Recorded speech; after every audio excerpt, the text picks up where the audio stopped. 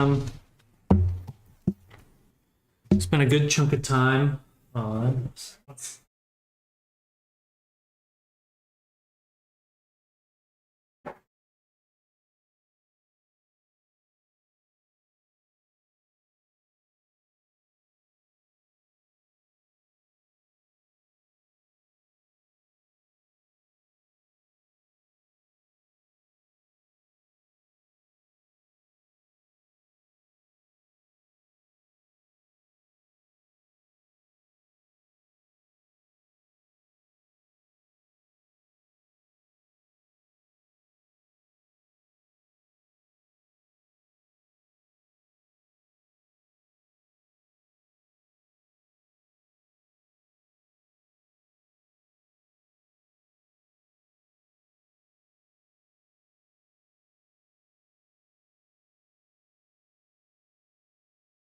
Okay, so I had to set some stuff up on my wall so I can remember what I'm going to do next. Okay, so we're going to start with.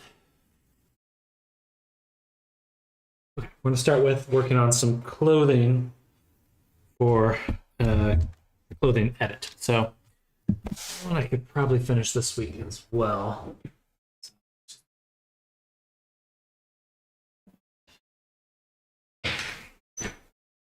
Trying to get a little more organized, so I've got this list on my wall over here. Okay. So what we're going to look at now is Marvelous Design.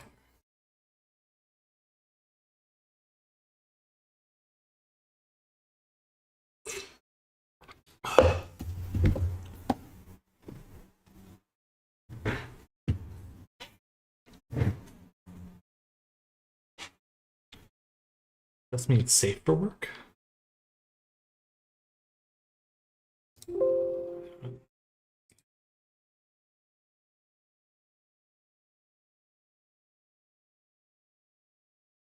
I'll start with the first one.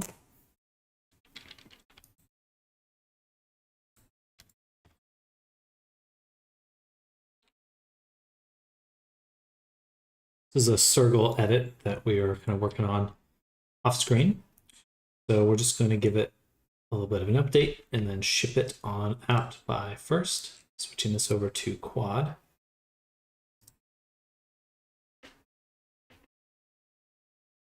And then turning the particle distance a little lower. Hopefully that doesn't just crash my computer.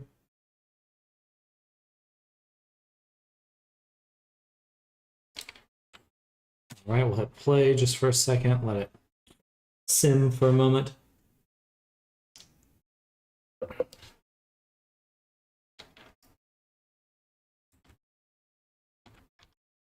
Okay, save.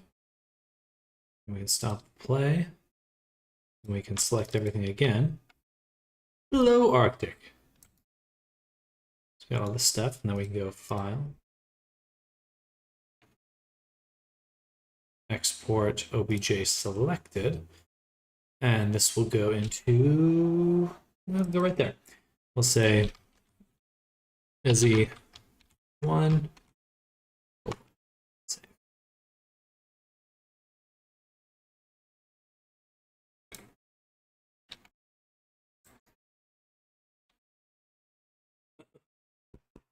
Hello, Arctic. Welcome back. And then we'll open our other outfit.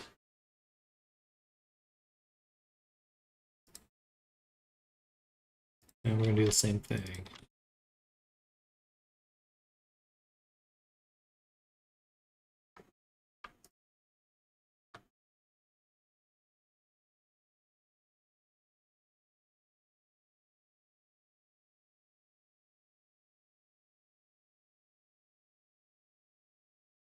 Quad optimized.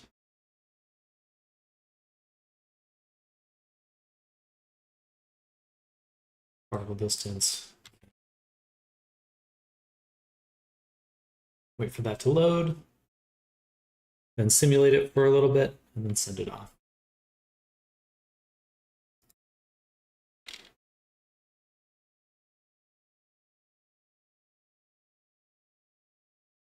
These are these all frozen?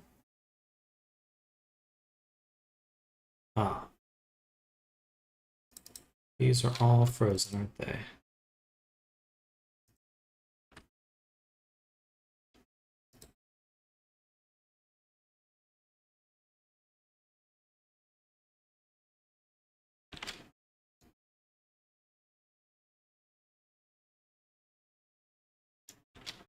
All right, so I want to do the same. The other outfit one more time. File, save, and then file, export obj. I guess put that in assets. Save that here. Selected patterns. There we go, and then file, open, recent. I'm gonna go back to the one we opened a second ago. I believe our settings are already good to go. Yes, but we just need to unfreeze and play for a moment. Not going to look terribly different.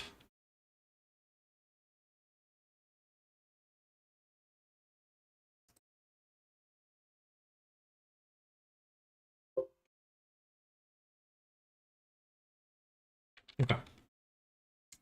We'll save all that. Oh, thank you, Top Cat. Appreciate that. Hello, hello. And we're going to open up.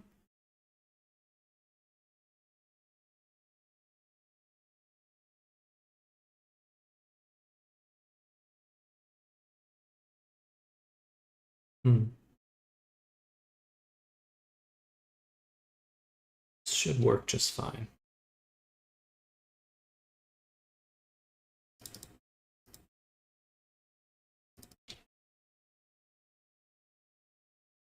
We have the gallium base Blender file.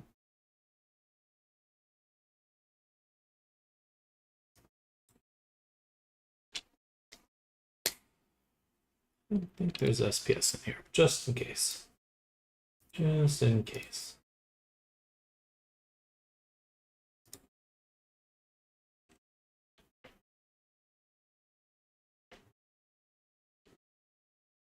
Okay. So, okay, good. All right. So we'll go ahead and do file, save, copy. Go to here. And we'll call this Ezzy Circle Edit. And let's actually cancel that because we don't want to save a copy. We want to save as.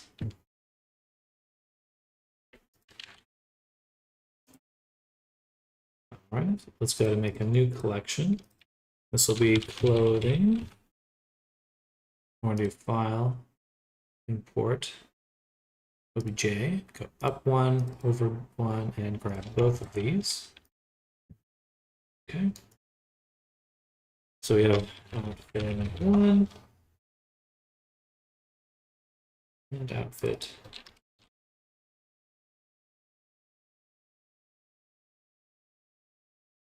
And I really should put high poly behind all of these. Okay. Good. Let's turn off the circle and let's do one of these.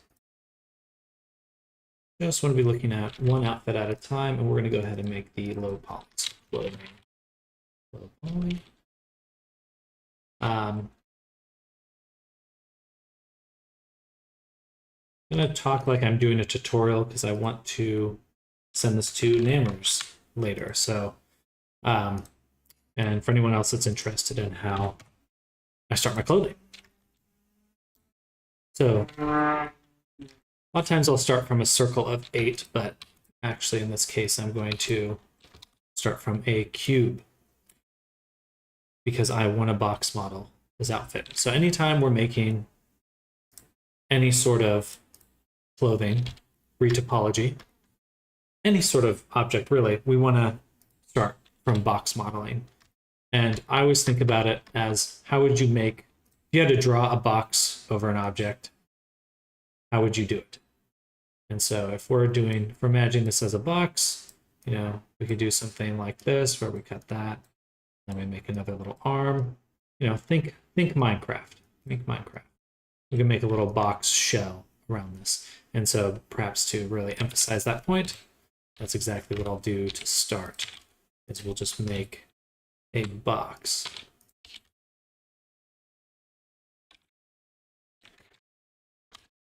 So I'm going to hit Control T, I want to hit Control R, Control R. And I'm only going to do one side because I have to mirror this in a moment. I'm going to put a hole in the side, bottom. Not the top, though. We'll actually come back to that in a moment. I think of that as a box. So this is our starting point. And I'll actually put a cut right here. No, take that back. Now we're going to subdivide. We're going to do a mirror and then a subdivision. So now that we've done that, we'll delete this half. So we have fully mirrored and subdivided object. And then we'll go ahead and just mesh this. Mesh, put another subdivision on because I want the final curve here to be 16. So 16, if I start with 4, I have to subdivide twice. So start here, 1, 2. Second subdivision leaves me at 16. And that's where I think for almost all models, especially what you're going to bring into a game, 16 is perfect for almost all limbs, fingers, anything that's circular. 16 is perfect. But now that I've applied that, I have a bit more to work with here, but we still have that nice box modeling starting point. So we're going to make the hole now by indenting this and deleting that top point. Why indent? Because now I have a loop that follows the curvature of the collar.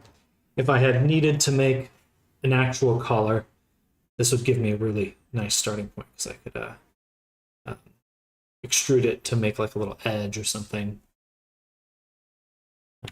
Now we're also going to add a shrink wrap. We're going to deform this to the clothing. And we're just going to kind of push and pull it around until it actually fits. Switch this to connected only. And I'll switch to the view. It's a little hard to see, but I'll turn on mirror as well.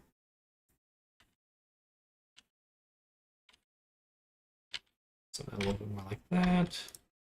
Take this, kind of move it down. We can be a little rough here. Does not have to be perfect at the moment. I want to make sure it's also above the surface. Something like that. Let's switch to the viewing it. And then also we can go to our view up here and turn on our favorite retopology view. Now we can really see if it's fitting or not. And just do our best to get everything kind of close to a crevice or an edge. You're not trying to be perfect here, you're just trying to give yourself a good starting point, because we'll go in again and clean this up further in just a moment.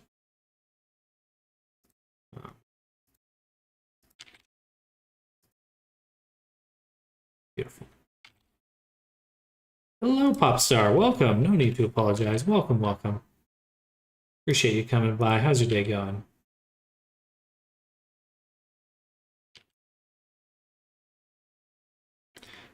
Just remember, you can always duplicate and apply your shrink wrap modifier so it behaves a little bit better.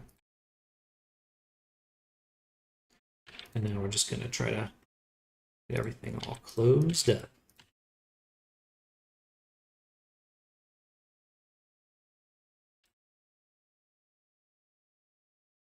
All right, and we'll of course do our favorite part, delete half.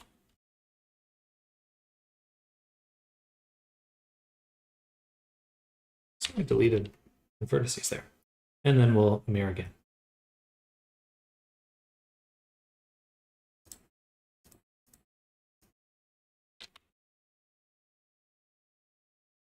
Is that, if I went here and I went add modifier, oh, I can just add that to my quick favorites?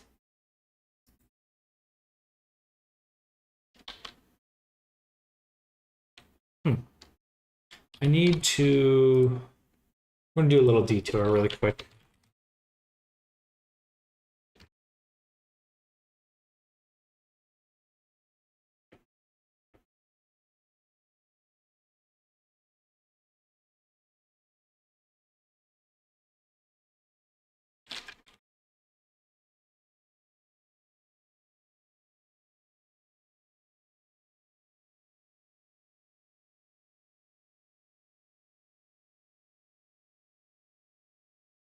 We'll come back to that. And welcome back, Ariso. Hello, hello. How's your day going? How's school going? Man, if I can just add my modifiers. Wait, I think I did the quick favorite in the wrong menu. Let me remove that. And then in object mode, we'll add the quick favorites, because now I can just slap a mirror on it really easily. And we'll do generate a subdivision. That should save me some time. Fun. Okay, now we're going to go into sculpt mode, wireframe, go to our slide relax brush. Very important you have this selected, and then hold shift to even out the spacing of your mesh without having to do it by hand. Okay, it's not going to be perfect, but it will be a little bit better. Doing great, finished what I had to do.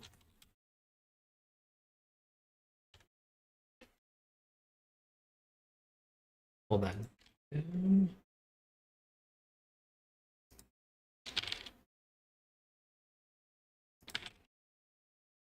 Here's what I had to do. Now I'm just waiting for my engineering department director to issue an answer related to my certificate. Usually they're a bit negligent on that, so they make you lose time, but honestly, I don't mind. This is therapy for me, watching you read topo. Oh, good. We're going to be doing a decent amount of that in the next hour or so. And I'm kind of discussing it like a tutorial, because I want to send this over to Nammers, or one of my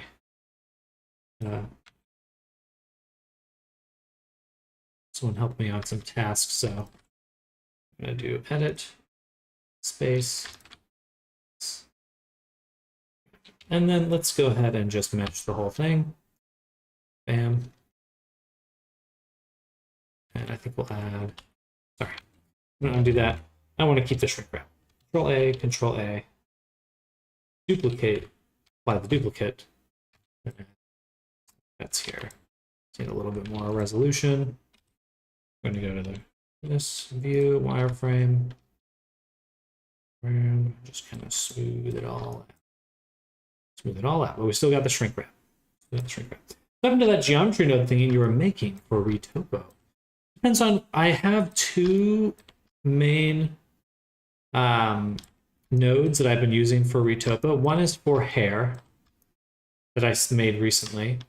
And then the other one I've been using to kind of organize my exporting.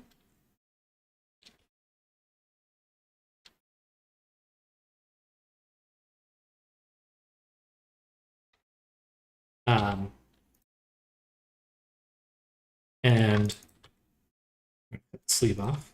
That's why we made it a box, so we have a nice, easy spot to grab and slice. Mark scene. Grab here, mark scene. And then we're going to cut the top, opposite of this side. This is the bottom of the box for the arm. 1, 2, 3, 4, 2. So now we're in the middle. Right there. And wrap. Retopo Flow is worth it. It is worth it. It is a good program. It's not, I personally don't prefer it, but it's quite solid. Or the UV position thing. I remember in one stream you reused the Marvelous Designer UVs to do something with geometry nodes, but I don't understand that black magic, so it's kind of lost there. So the reason I was using that one in that case is because the jacket was folded. So it had like a portion of it that came out and then folded in on itself.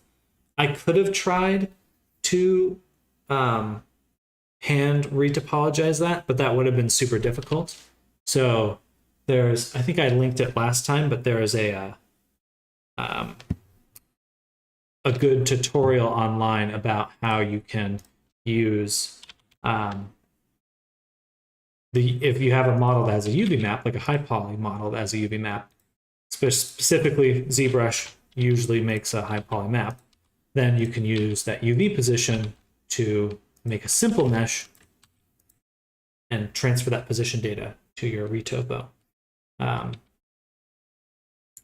the main reason for that in that case was because the jacket, the shape of the jacket would have made it really hard to get it to look right with just my standard modeling, my standard retopology techniques.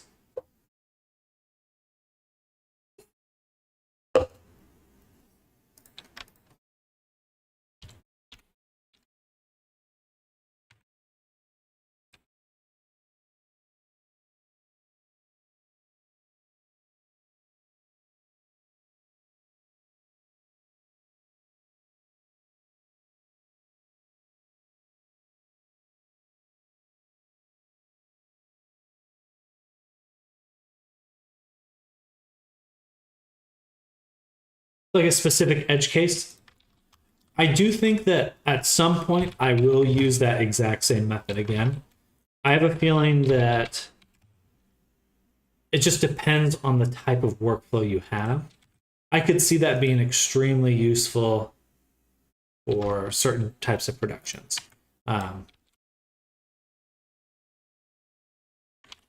Just certain processes and things like that. But in terms of what I was looking for, it was more of a one-off thing.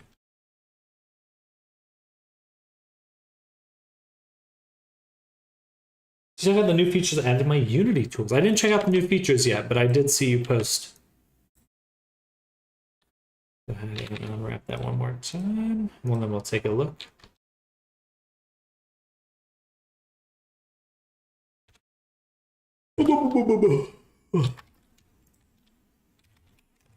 All right, let's take a look at the mapping here by just slapping on our this EZI clothing.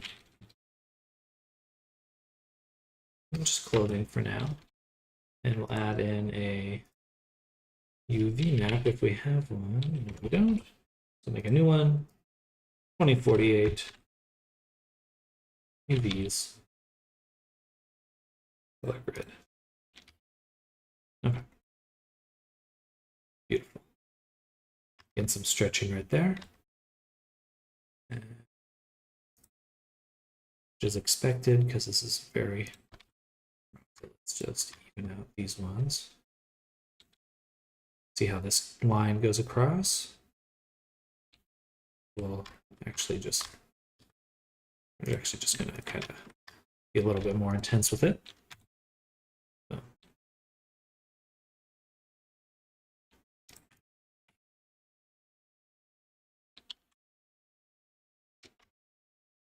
And we don't need to be that intense. Okay, but we will take these corners and kind of squish them in.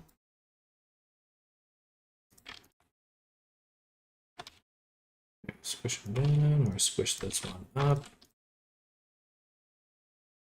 Just trying to pull out the squish there.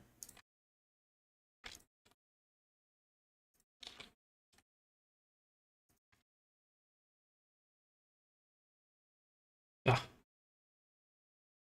Keep thinking I have to move my cursor when I don't.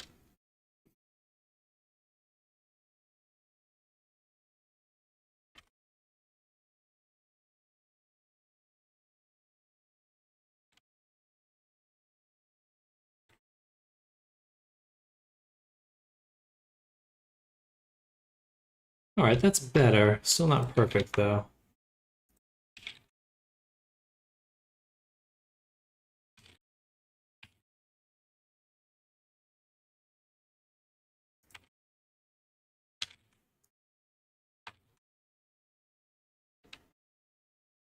Pretty good. Pretty good.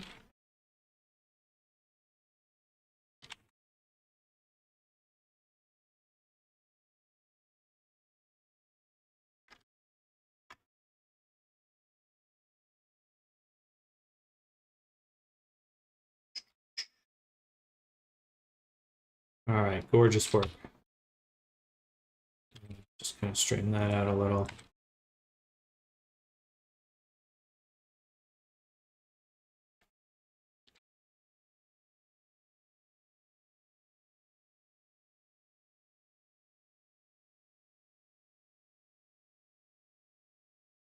Okay, let's take a look at the what you shared. Ooh.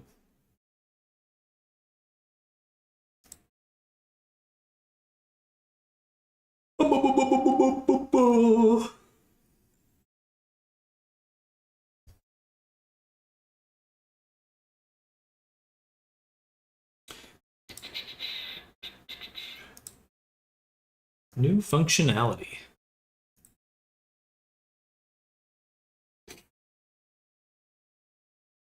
Texture manager, sort by size, pretty cool. It's pretty useful. Later add functionalities to automatically set up normal textures, use the proper compression technique to save in VRAM and keep the level of detail. Very cool. Yeah, I kind of abuse the compression. I always make it very high quality compression. My favorite.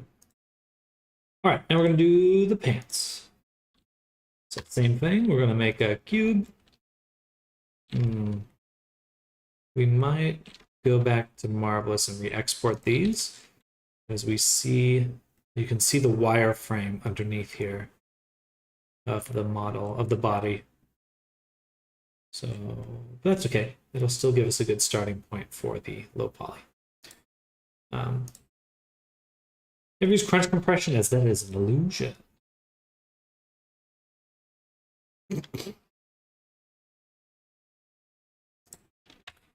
And then we'll go ahead and we're just going to make a box.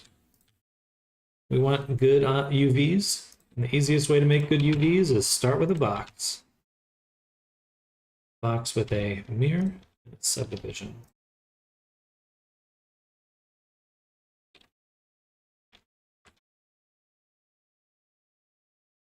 In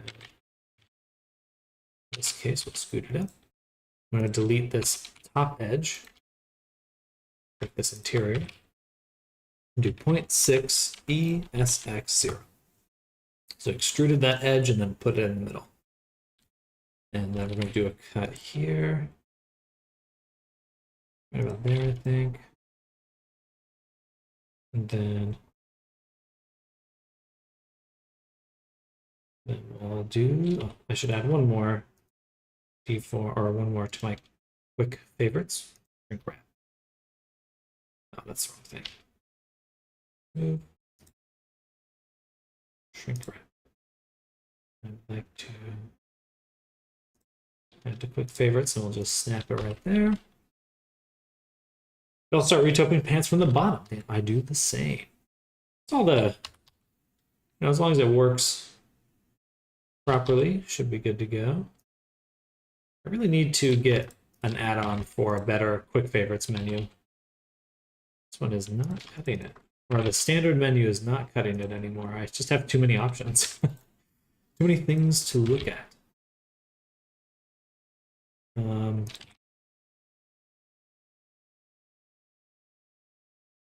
think there's some add-ons out there. Maybe. Potentially. Let's apply the mirror. Apply the subdivision. Duplicate the shrink wrap, apply it. And then we'll delete half. Add a mirror. Add a subdivision. Put the middle back in the middle. Turn on retopo. Turn on shrink wrap. I see. Shrink wrap should be at the bottom. So. Bada boom, baby. And I think we'll duplicate the shrink wrap again, apply it again, and then we'll go to sculpt. Well, slide relax. Just get it smooth it a little bit. Get those quads evenly spaced if possible. It's not really helping too much. All right, then this is the groin cut right here. So you can see where it cuts right there. So I'm going to take the butt here. 1, 2.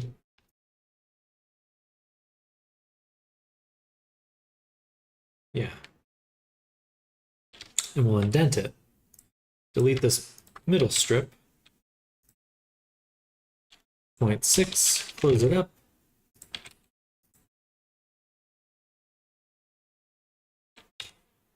Nice. And then once again, apply the mirror, apply the subdivision, duplicate, apply the shrink wrap, delete half.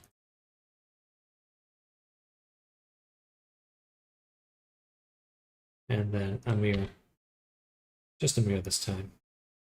Right there. And 0.6 S back to 0.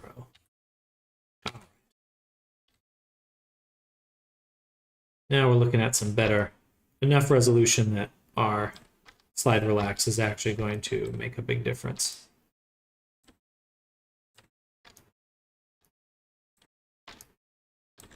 Especially pulling out detail from the groin. Yeah, time for food. Have a nice rest of your day. All sounds good, Arctic. Enjoy your day. Enjoy your food. See you tomorrow.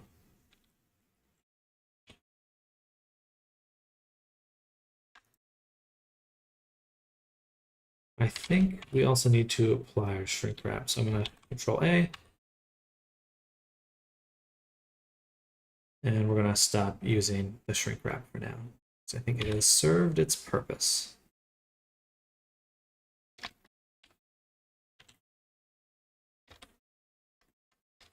Also, the Marvelous Designer, the clothing is asymmetrical. So you notice that this pant leg is going lower on that side. Yeah, I'm going to put the shrink wrap there. Because I want to add more. Just a few more cuts right here.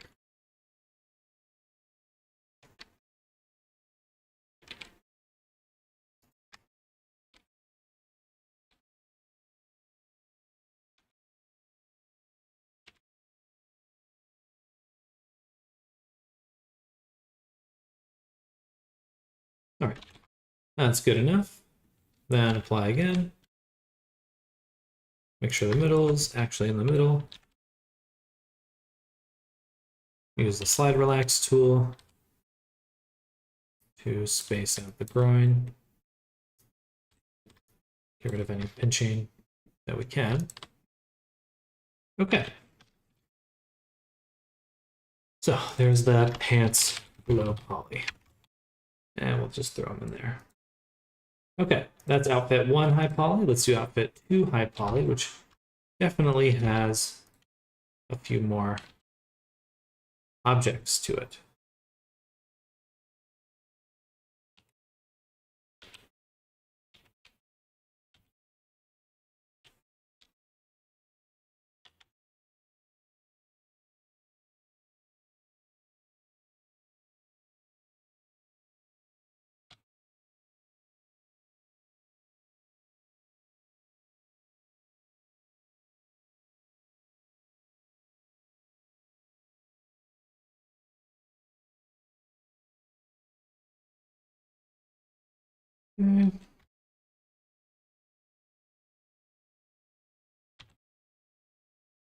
Awesome.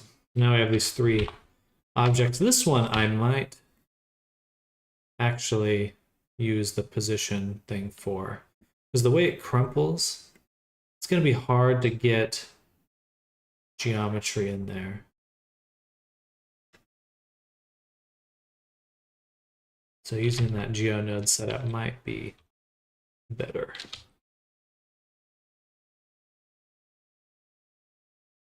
And this one's got quite a fold right there.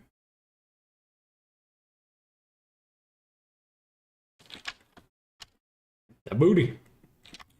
Okay.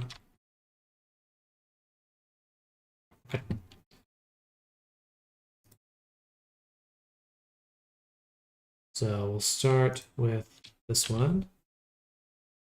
Make a box.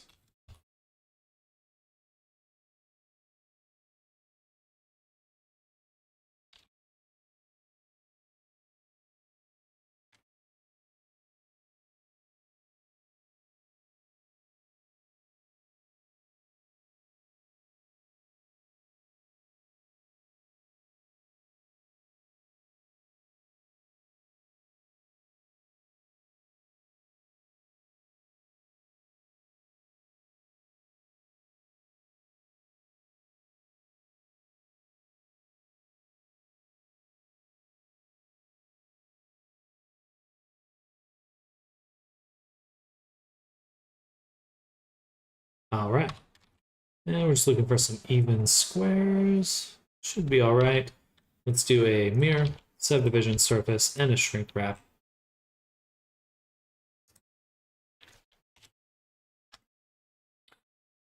All right.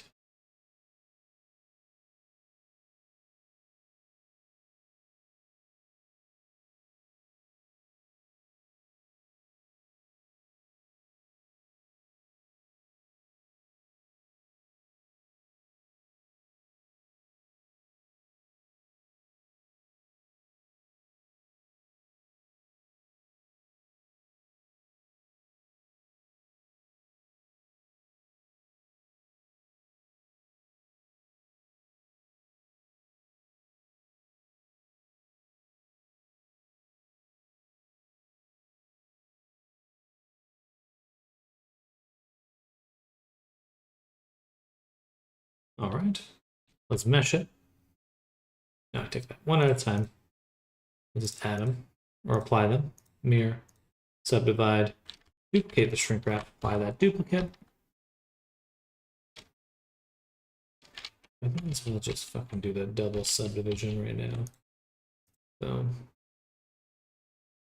apply, duplicate, apply.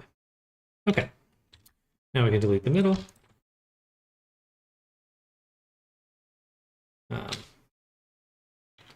Go into here.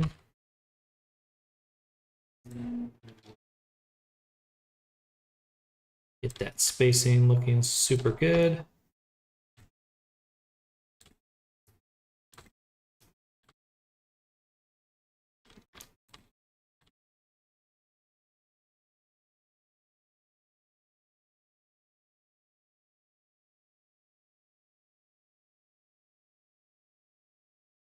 All right, slap another mirror on.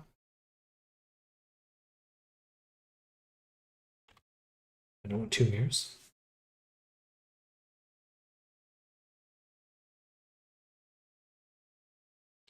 Good enough. Got here.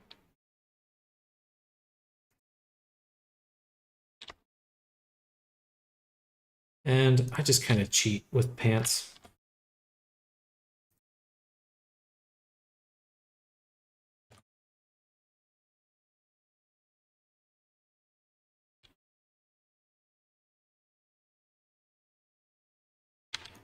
Okay. Any tips for learning Marvelous Designer? I'm considered paying the year, so I commit truly to it. The results it can give are amazing, but I must tackle the learning curve appropriately. I would say for me, I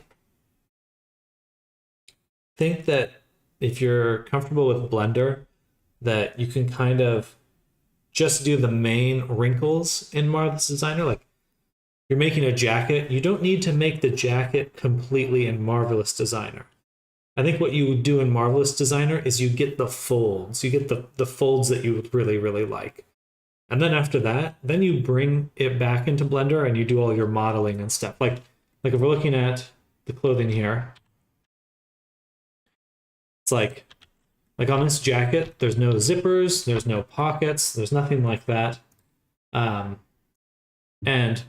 I don't need to make those things in Marvelous. So I feel that that's kind of kept my complexity super, super low.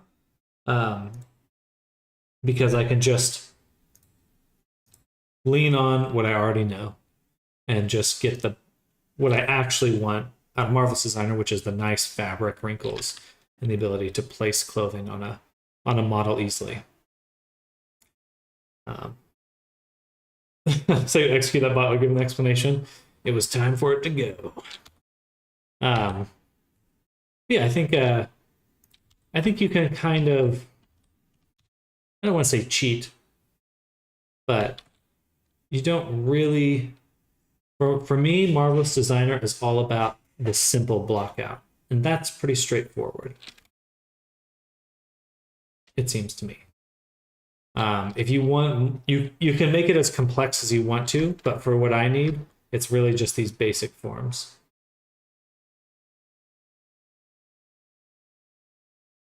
All right, let's do another. Let's do the shirt. Bad bot.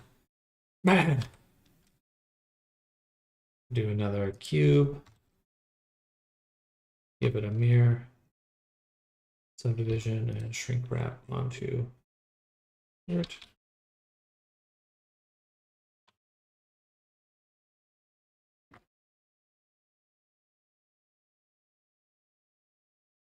So keep this for a second.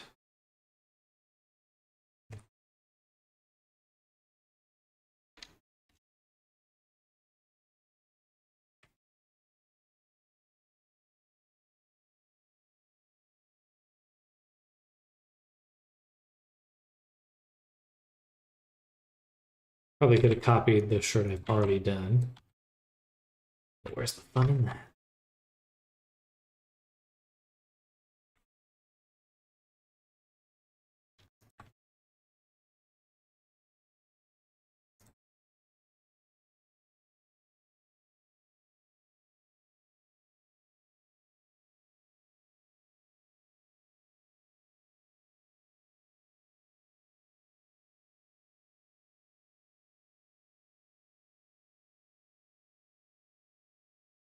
All right.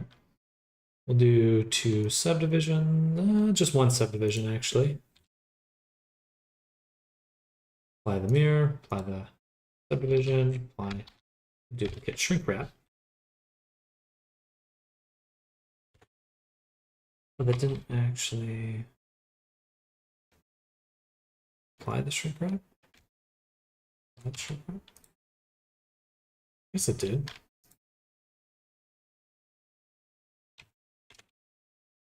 All right, I applied the mirror, so we can delete this. Mirror it again.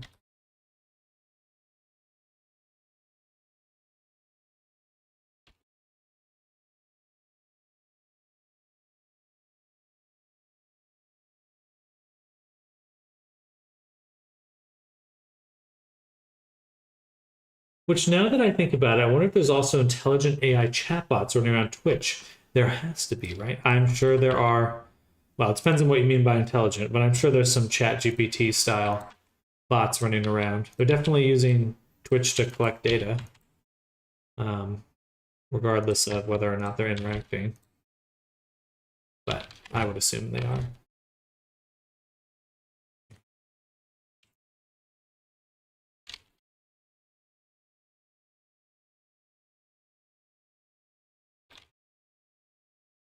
But joke's on them, it only makes them stupider.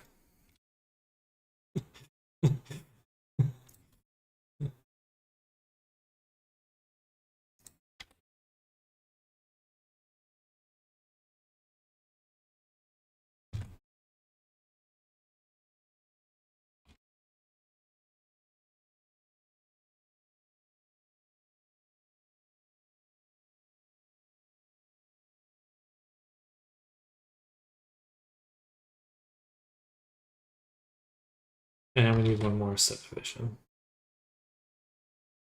Boom.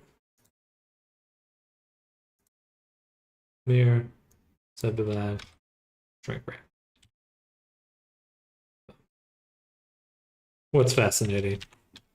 The bot or the my joke? Oh man, this is kind of way off. Let's duplicate the shrink wrap, apply it again.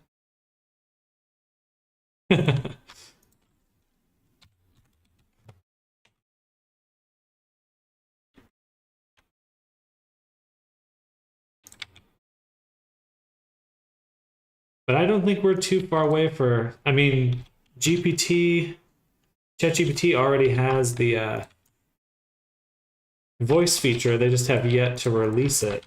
But like, you can talk to them in real time now. Like, if you can do that, then I'm imagining it could watch or listen to a video in basically real time. I don't know. It's probably outside the price range of a consumer.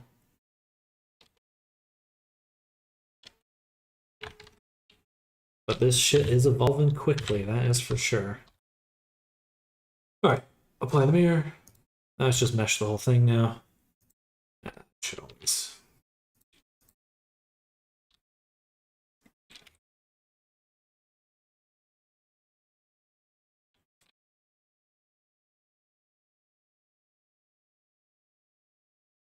Here I am, upscaling with stable diffusion the references that my client gives me for their outfit. I've been doing some diffusing over the weekend. It's an interesting thing. I feel like I always start it with the intention of like, oh, this is going to save me so much time. And then I feel like it doesn't save me that much time in the long run. So still kind of torn on how useful the usefulness of these tools.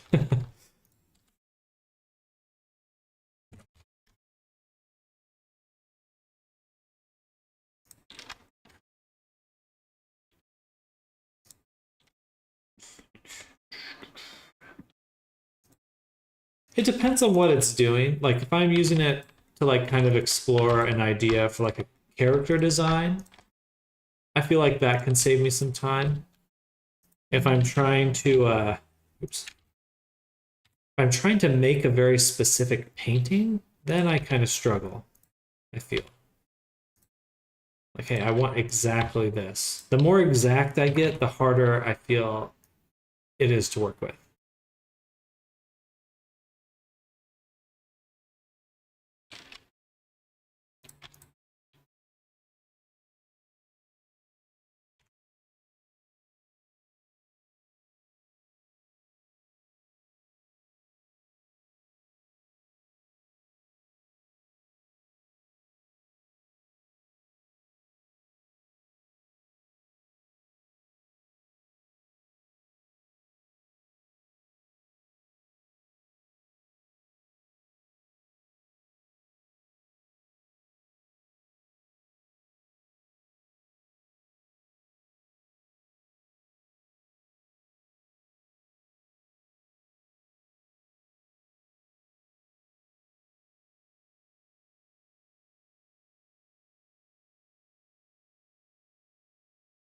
Sure.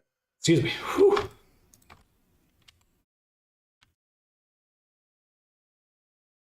Yeah, I can only do so much. It's not yet at that point where I can get all the details correct.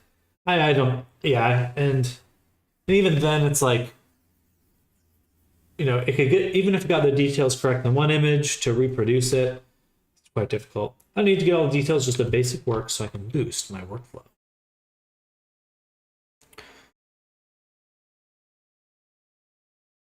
2, 2, 3. I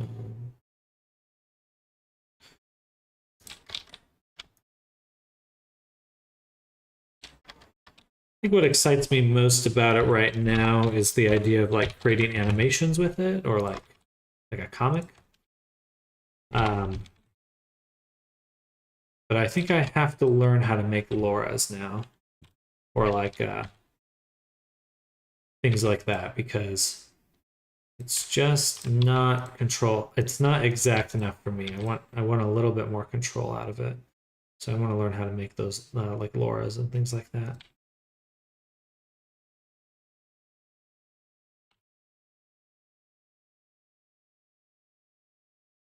There we go.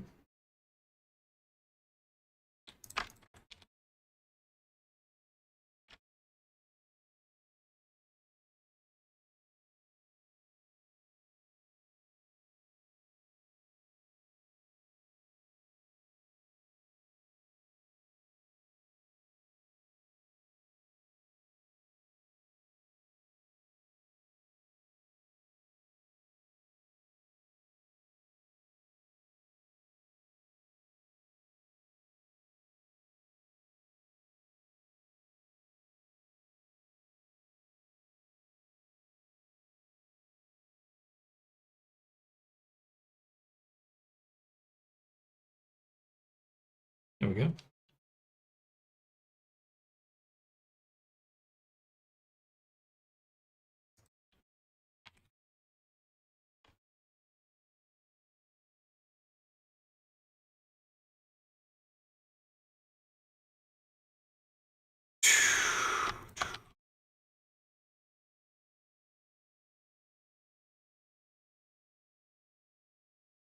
I don't need to change that part. Okay, there we go.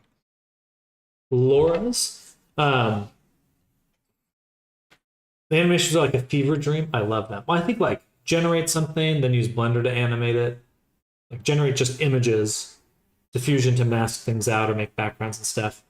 Trying to get a furry head drawn, but I also have an odd habit of making my OCs have a swole, muscular build. I started out drawing Dragon Ball OCs. That was my humble beginnings. Lures are a way to keep results predictable, reproducible. Lures. Lures are basically concepts taught to a generative AI. Exactly. So you can have like a Laura for a specific character or a specific Pokemon or a style. It's like a concept. Like you're teaching it, or yeah, concept's probably the best way to explain it, I think.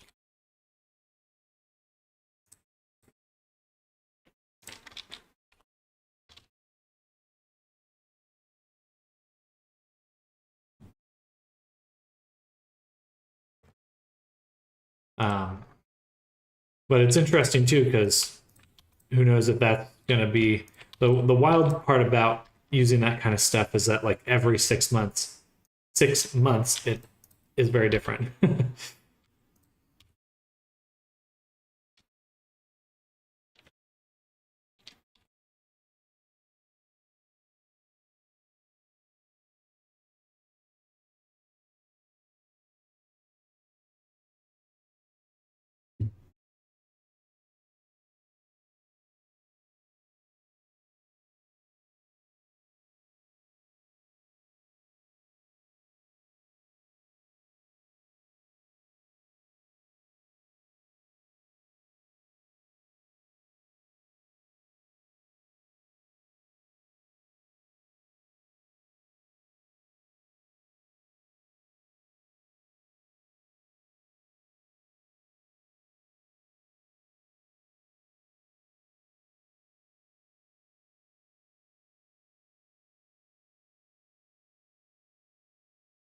For example, an AI can generate an image of a house, but what if you wanted a mansion instead? The AI doesn't know the concept of a mansion. However, if you have a mansion, Laura, it's concept then input Laura the prompt. Essentially, hey, this is what a mansion looks like. This makes an image. Trouble drawing a furry head. I can't draw those really cute puppy ears that fold over, and then placing the general features. You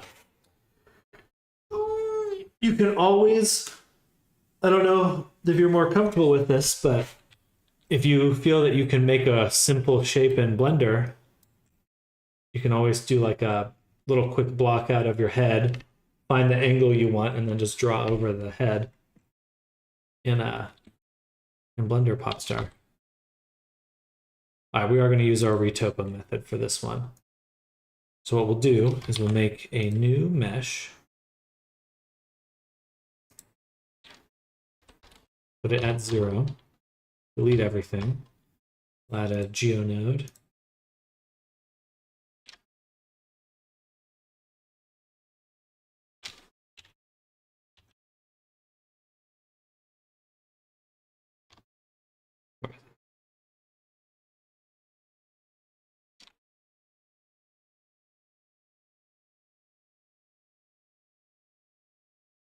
let's just pull the bandana out for right now, add that.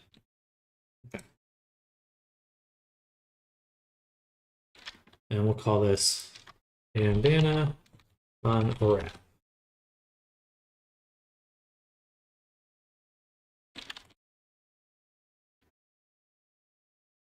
I'm having trouble drawing for hand. Trying to start the redesign of my console OC, but I can't draw the furry head and I keep messing up placement. Just take your time. You know, drawing's a very iterative thing, and you do need to take time to warm up too. I think a lot of my dissatisfaction with drawing over the years came from just trying to get straight to it, but drawing's a little bit more of a performance. Like you have to take time to get your arms and your body warmed up, do a little bit of practice, and then try to get into it.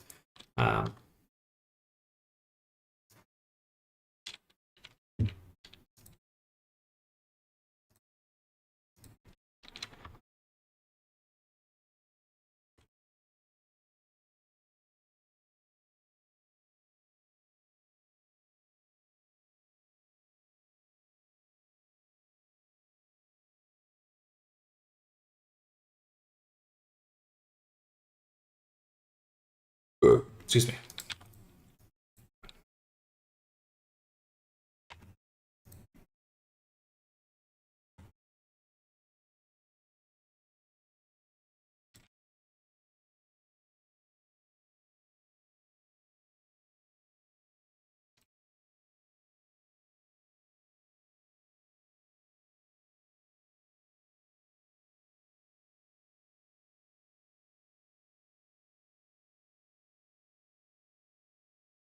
If they realize it.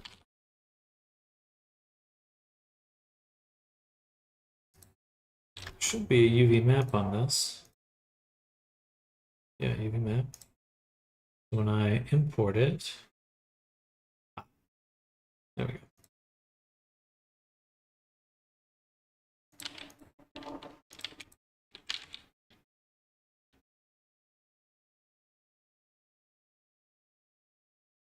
Do you have any warm-up recommendations? Also trying to figure out how far to make the eyes away from the nose, how low the nose sets on the face, how I think I can make the neck look from the body later on.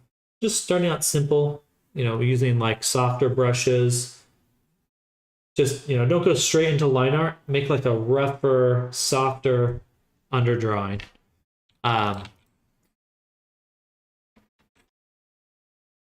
Perfect. Set the position there.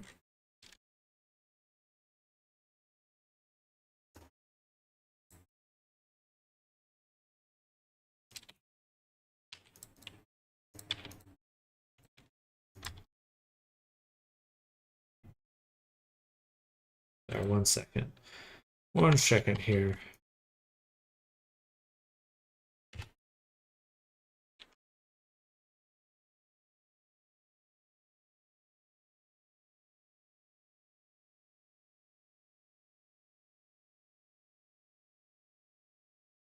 Okay, so we stored the position and we set it to UV. Excited because Flux, a new stable diffusion AI, is being very revolutionary. I really do hope they add support for control net open pose. If they do that, it's GG. That's that you can generate character sheets and T-pose or A-pose, potentially be able to make any reference with just AI. I certainly think that Flux is the future because stable diffusion is pretty much over. Like the company behind it is gone. And the only thing keeping it going is the open source community. But they're all pivoting to Flux as well. So I think we'll see a lot more progress with Flux because it's not going to be beholden to some startup thing. Actually, I don't know where Flux comes from, so I can't say that, I suppose. But as for warm-ups, Popstar, I always recommend going to life drawing apps. So if you're looking to practice life drawing, there's a bunch of services. I can't really click on them because they'll have like nudity or body and stuff in there. So definitely just use your best judgment there. But there's some nice quick pose generators where they like go through a series of poses really quick. And the goal is to like try to draw as much of the pose as you can really quickly in like 40 seconds or so, which may sound intimidating to start with, but it's just for practice and it gets that brain-eye coordination really dialed in, which is what you're looking for.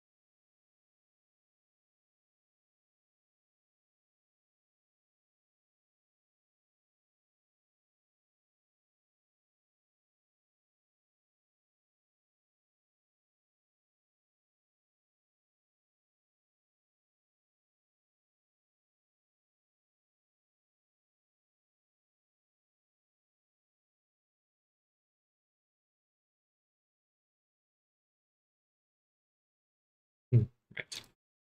I see. So let's undo that really quick. And this is where we want to leave it, because I can't see the original geometry unless I make a new one. So this one will be HP to UV position. And then we'll make another one. New node. And this one will be UV position to free topo. Okay, and in here,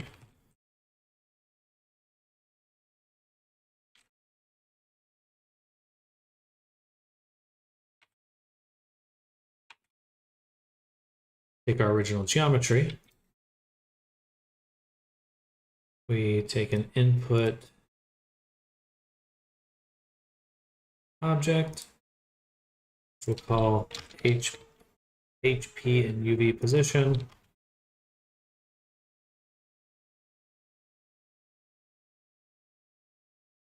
We get the object info, we say relative, take the geometry, and we sample the surface.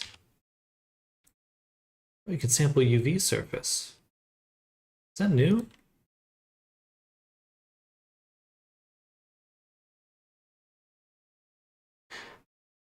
Wow, you want to visualize it. I guess you could. That doesn't matter. Okay. Anyway, so take that one, the unwrapped one, the unwrapped one, we drop it right there. Take this bandana 3 topo.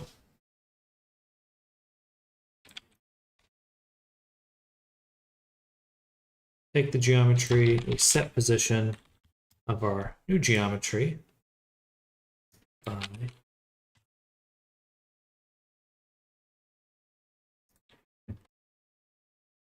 sampling it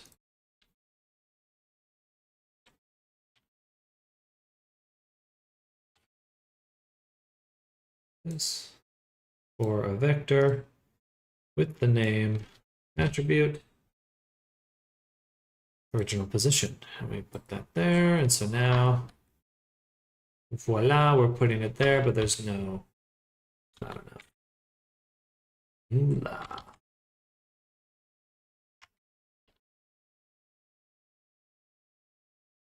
Now we just cut it a few times.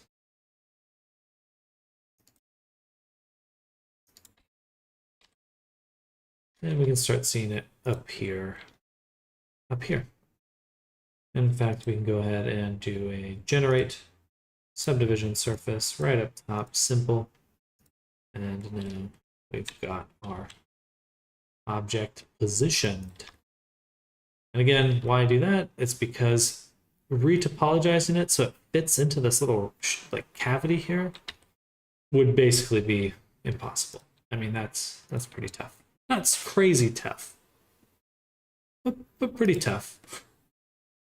Plus, it looks really good. So, all right. So I'll duplicate that and then mesh it.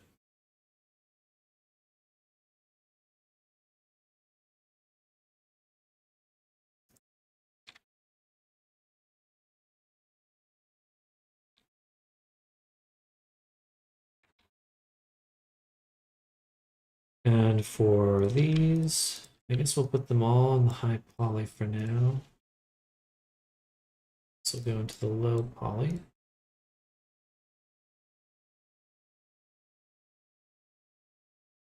We call it bandana VO node. Take both those, drop them there. Go ahead and take the bandana, put it here. Okay. So now we've got our jacket.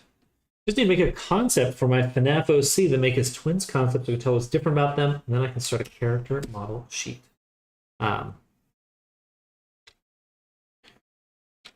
Exciting.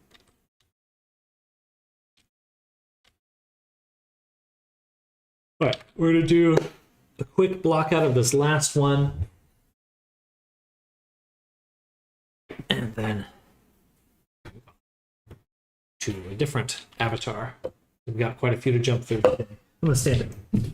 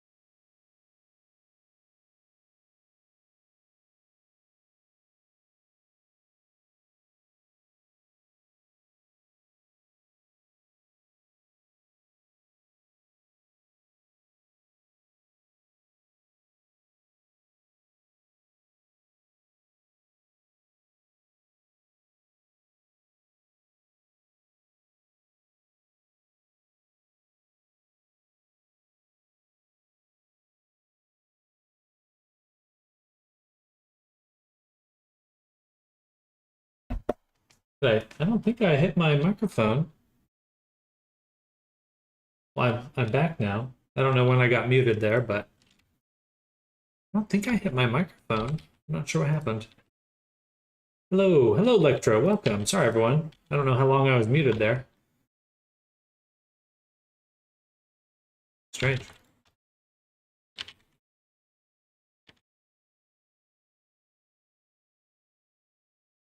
Only for like 30 seconds. Strange. I swear I didn't click it. Maybe I hit it on accident. Be a little surprised if I did that, though. Anyway, hello. Okay, so just pretty quick. Good.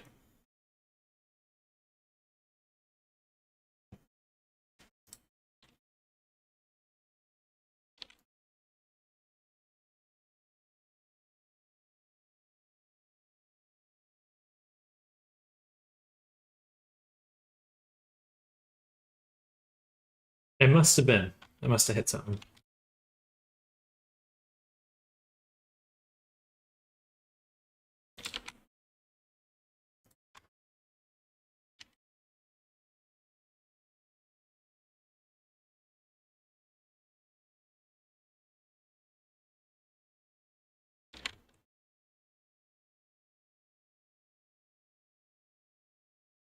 I guess I do have to do a cut here. In order to do that, I wanted it to go that way. I don't want to go this way. And then go up.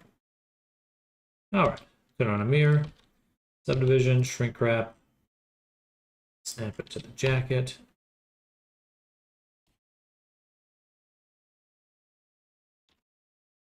Ritopo. Well, what are you up to, Electro? What have you been up to? Life been treating you well?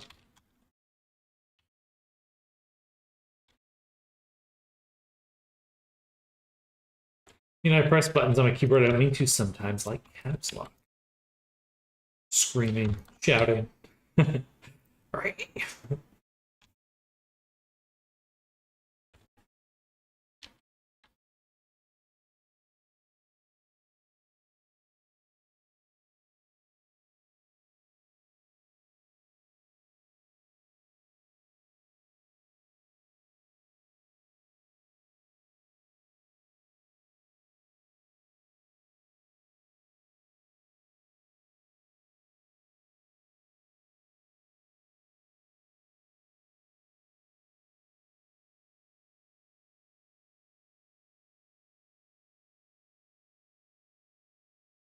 Did my first game jam. And let's go. Worked a lot. Got burned out a little on Game Dead 3D and started playing Deadlock, new Valve shooter. I've been watching some playthroughs of it. It does look fun. It does look fun. Very torn on whether I should download it or not.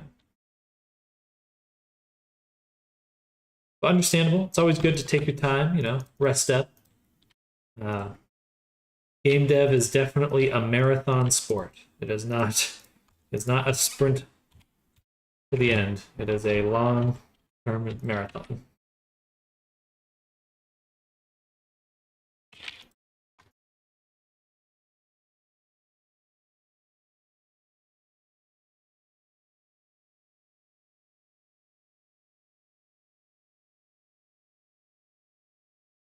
Let's go ahead and up that subdiv level one more time. Shade smooth, apply the mirror, apply the subdivision, duplicate and apply the shrink wrap, apply the duplicate shrink wrap. Then we're going to go through and smooth out the topology as best we can. Whoa, excuse me. So I don't know how I actually do press it or not, but I might have sometimes. It often happens. Might have a faulty keyboard. Now I got my first drawing tablet. Let's go. My first sculpting turned out very good. Not sure if experience added up or drawing tablet made it that much easier. Probably a bit of both, you know? It's like a lot of different things coming together. Sometimes it really feels like a level up, but it really is just the steady march of progress. Is that a quote? I feel like I'm quoting something there.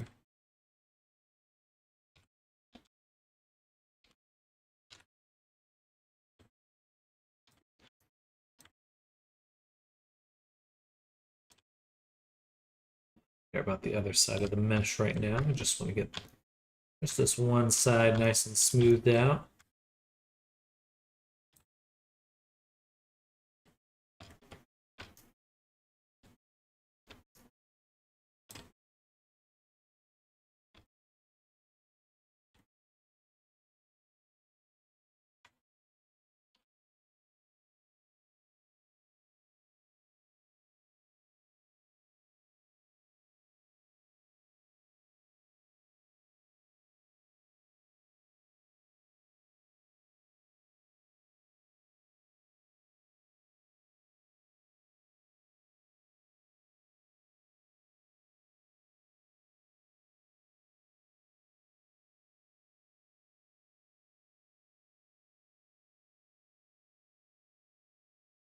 No interest in that retopo trick you're using for clothing. So it's not too bad. It's for clothing from Marvelous Designer, correct. So it's not too bad. The entire idea behind it is you take your original geometry, which I think is in here actually. So you take your original geometry and you make a geonode that takes that original geometry and it does two things. First, it saves the original position to an attribute, so it saves. And then it sets it to the UV position. That's the second thing it does. So now you have your original geometry. This is all in a new geonode object. So I bring in that original the high poly geometry into a geonode that saves the position and puts it into the UV position. And then what I do is I make another object, this retopo object, that goes the other way. So basically, if I turn this off, or if I, where is it? Yeah, right here. If I turn this off, I've made this grid over the one that's now in the UV position, and it does the exact opposite. So it takes my new geometry, takes the original position, applies it to my new geometry through sampling, and then we put it back into the other position. So it's really not too bad. I'll just go through the geonodes themselves. And so the first one is the unwrap. So it takes in the high poly geometry, stores the position, and saves it with a name, and then it sets it into the UV position. And then we go the other way. Take our grid, that we made over the UV version, and we extract the old position, the original position, the one we saved, and set it onto the new one. And that's pretty much it. Saw a YouTube video of this on YouTube, but didn't take the time to wrap my head around it completely. Do you think it's a good time saver? It really depends on the topology. I think now that I have it set up, it's not too bad. You do have to take the time to take your high poly version, your very high poly version, and you do basically have to make it unwrap. So like, this is not the original UV map. I did edit it in order to make it very rectangular. So it's just a little easier to use, a little easier to sample from. Not necessarily a deal breaker in any way. I'm gonna sit down. But I think that for really complex clothing, it is absolutely a time saver. For really simple clothing, like a t-shirt or pants or things like that, things where you generally have a good idea of how you're going to unwrap it or make the low poly version, it's about the same. It's really for anything, like if we're looking at this bandana, it's like these folds here, that would be really hard to perfectly fit my shrink wrap down into these creases and get them to like fit this shape perfectly. And so that's why I went to the GeoNode, because it started to fold in on itself enough where I would have a hard time manually getting in there.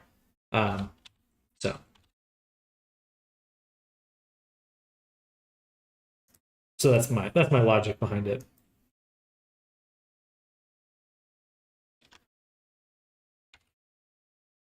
Whereas here on this jacket, generally I feel pretty confident I can get my low poly wrapped around most of it with minimal effort. And another reason I'm not doing the jacket is because the Marvelous Designer UV map for it is a lot more complex. So do I want to take the time to perfectly set up my UV map for my jacket, or is it faster to do the low poly by hand? So, but thankfully you have both options, because sometimes, different models are on opposite ends of that spectrum. Overall, it's very fun though. I do feel proud of my little setup there though, and it feels really cool. It feels magical to kind of just like I just make a little square and now I have a retopology out of it, and that's a pretty cool feeling. Certainly I think it's worth learning how to do it, because I can imagine that exact same kind of setup will come in very handy down the line, because there's going to be other things where I want to like transfer the normals, transfer the position of one object to another. And you can just do that. Doing that through the UV channel is pretty powerful. Complexity and possibilities never end with 3D modeling. There's no rules. There's just standards, or what people tend to use. But yeah, it's like it is very similar to programming in a way. Just really are only limited by what you can imagine.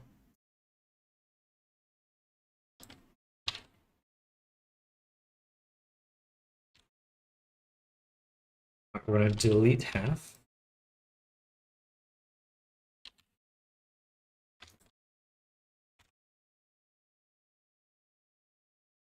Even though I know it's not perfectly symmetrical right now.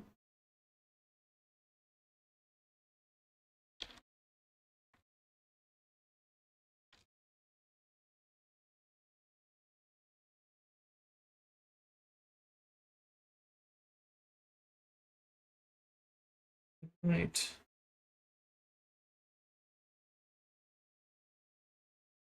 Might separate the collar. For now, I won't, though.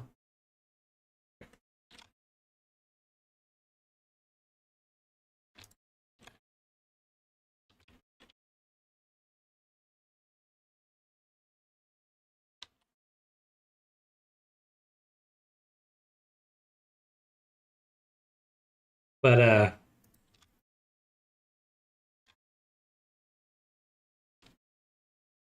What kind of game design were you doing, Electro? We're doing an indie project of some sort or something of that nature?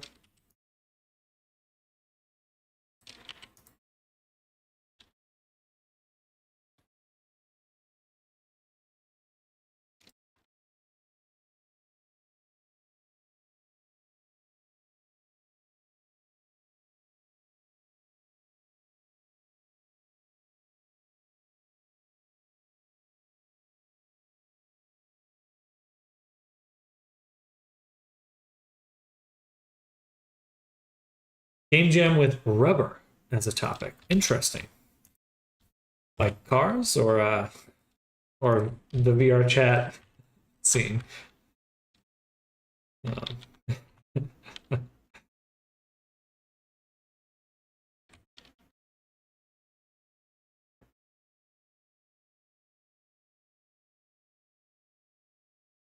interesting.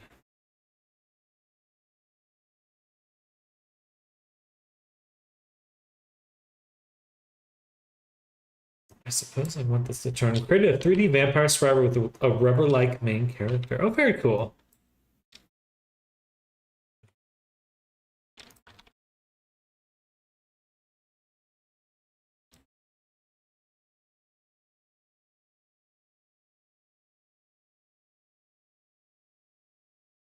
Jack Stretch Turner.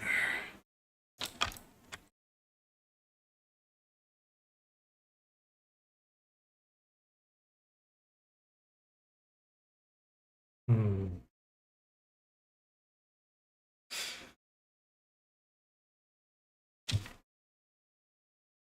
I think in this case, I actually do not want the cut here.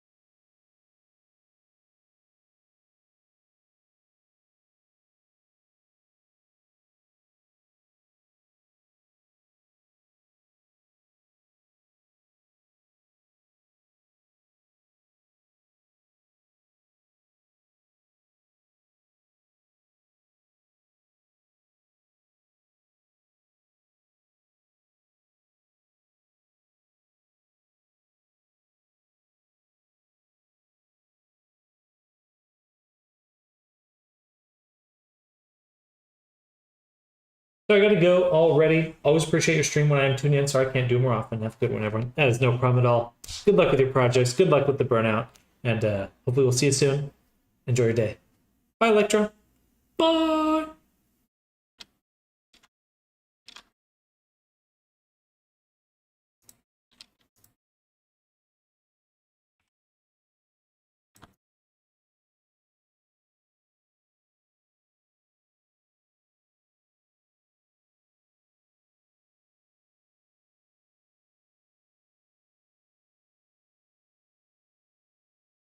All right, that looks pretty good, actually. Is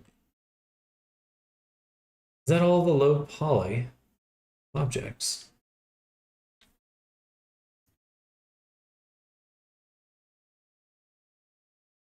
We did the bandana, jacket, shirt, pants. Yeah, that should be everything. Okay.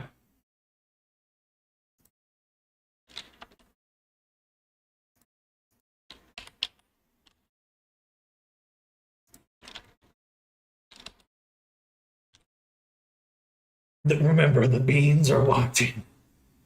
Beans. Not beans.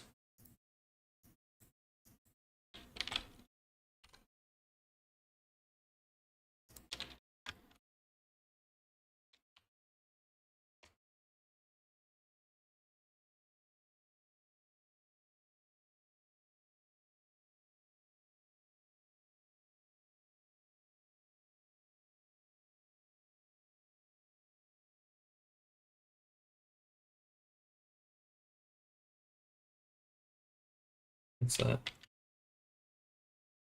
Something has yet to be unwrapped.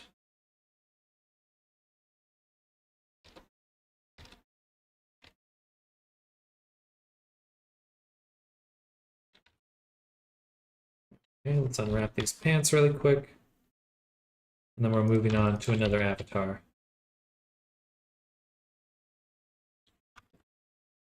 Okay.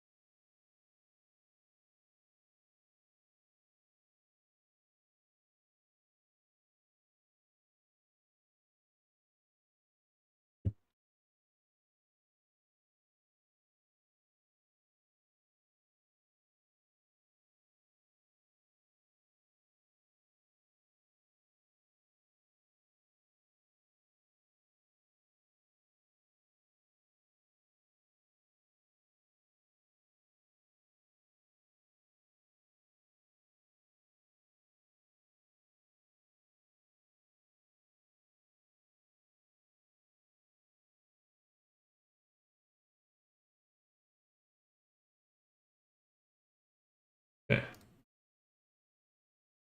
We're going to take a screenshot of this.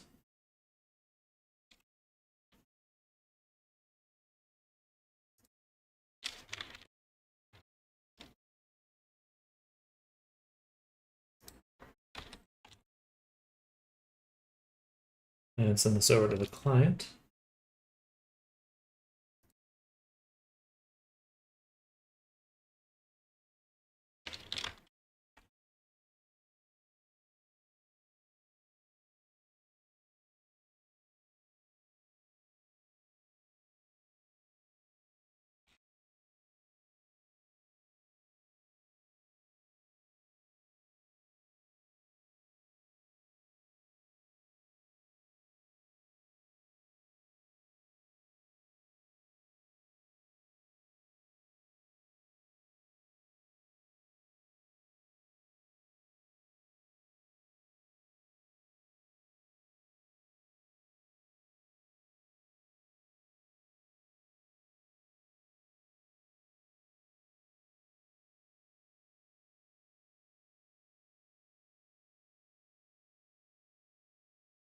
All right, good stuff. So we'll save there. Let's actually make a backup copy. And we'll call this whip 01 clothing unwrap. All right, what's next? Next, we're going to look at Lord Pepsi.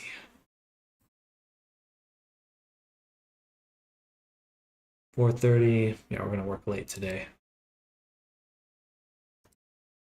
Like what?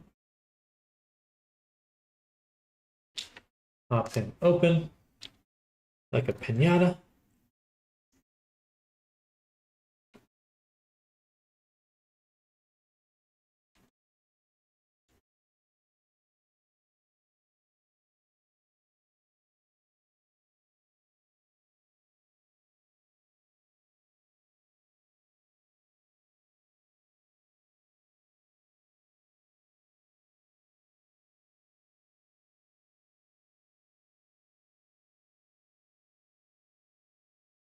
All right.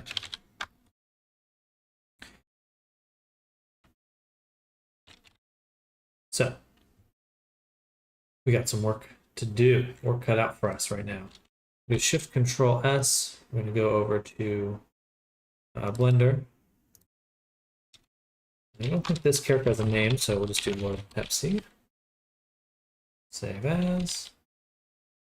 And now we're going to start editing the mesh. First, we'll organize. We'll get our clothing in one collection.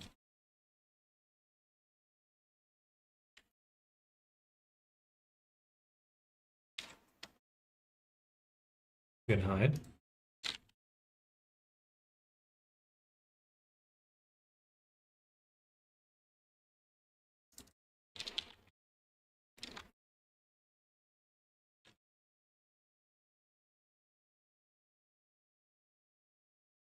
We have all our claws. Claws, foot.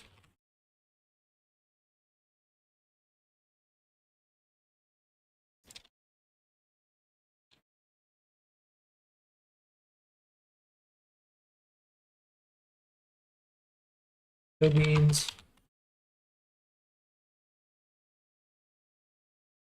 Foot bean.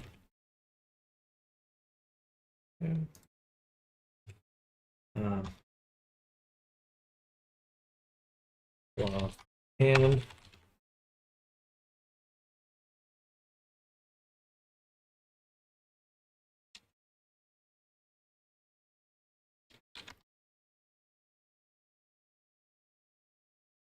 Finger beans.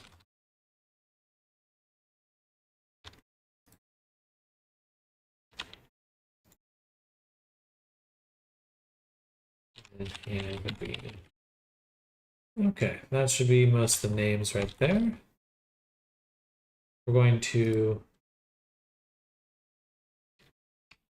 turn off wireframe right now. Gonna pop open the collection, which we'll call body. Take all this, drop it in there. One more collection, wings. All right, then we're gonna make one more collection for the reference.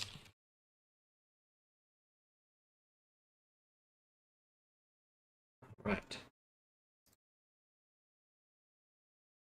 We have quite a bit of, but our main one is actually this kimono reference.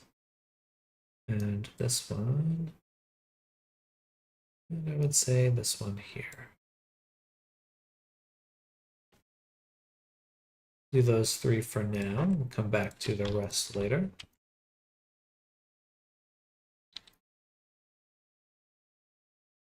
All right. Huge.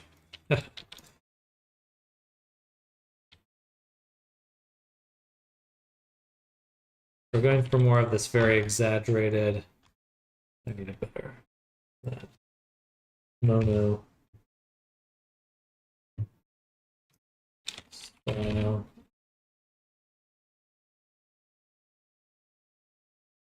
What was that search?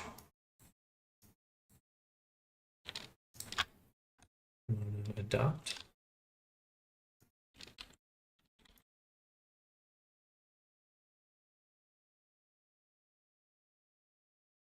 Interesting. You can generate directly in Google's. You can generate images directly in Google Images now. Wow, future's gonna be wild.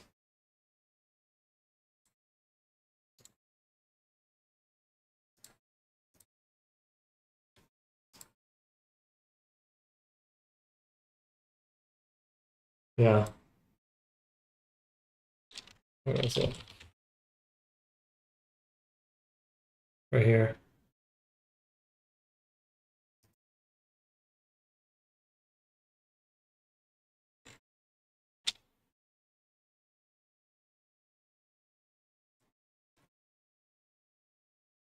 Interesting. I do have the labs thing enabled, but still, it's just a preview of what they're working on.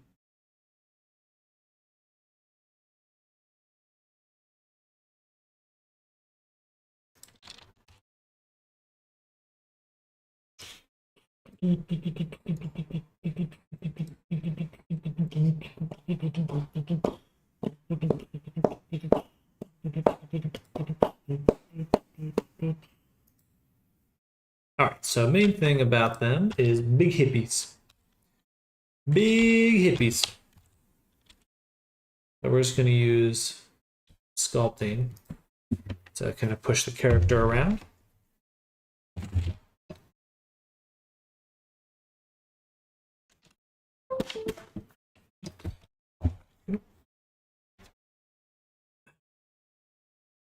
My nose hurts.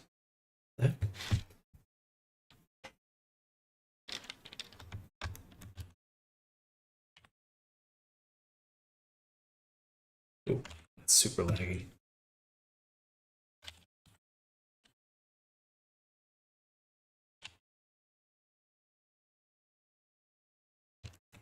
They have a very small torso.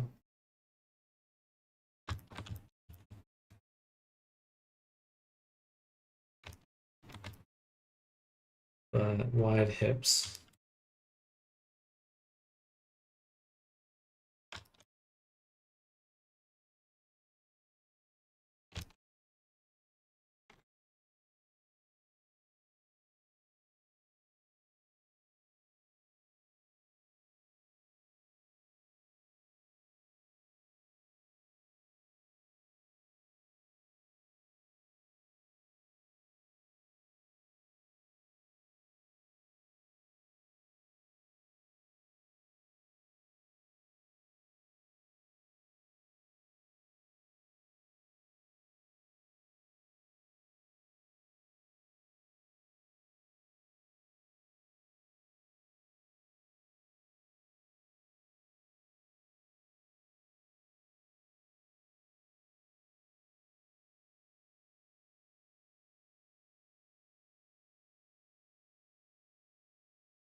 But looks really wobbly from the front, or from this back view.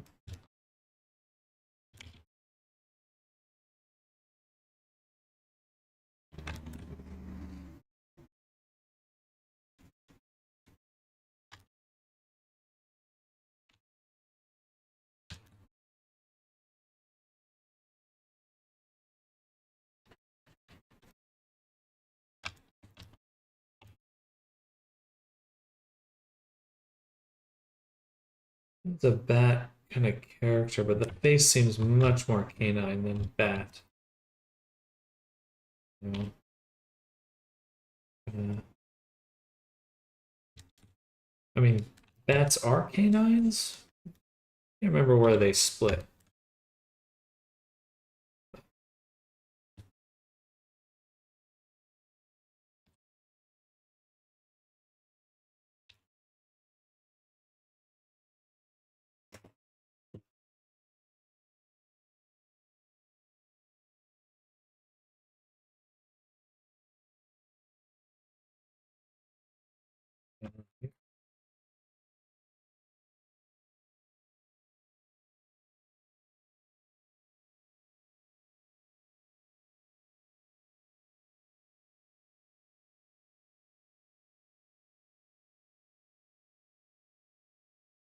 Goodness.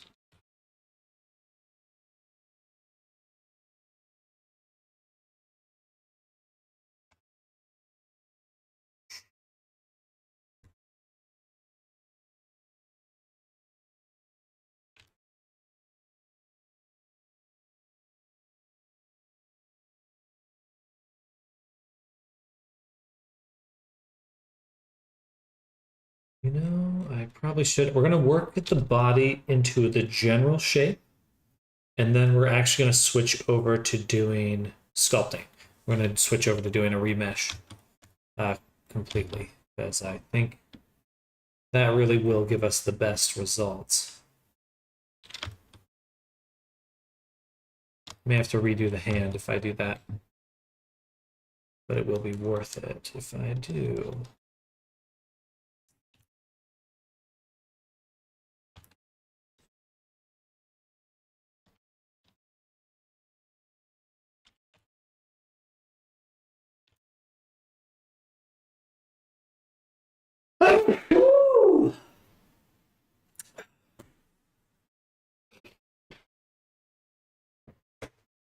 Man, sneezy. Yeah, let's just do it now. Okay, we're gonna do a save copy. We'll call this one pre-remesh. Pre-mesh?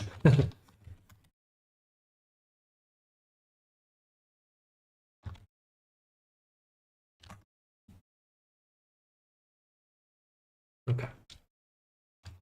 No need to isolate, but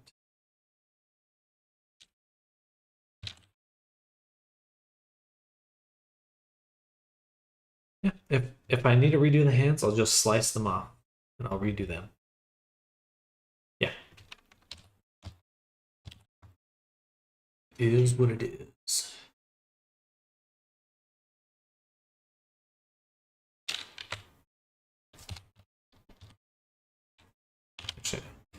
I will duplicate send this to the, so send the original body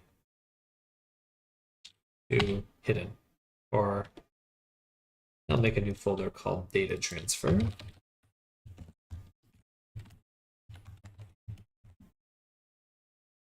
And we'll set that there. Boom, boom, boom, boom. Hide that. The reference should go up there. And I think we'll do an underscore for the reference folders moving forward.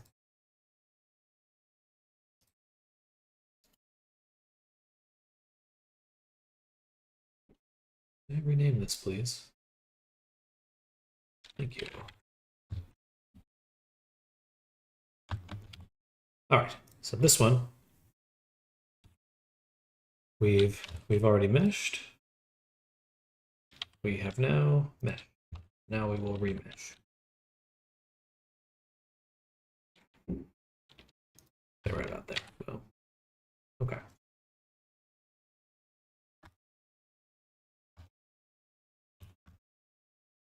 Face a little. This is probably going to really make this look quite good.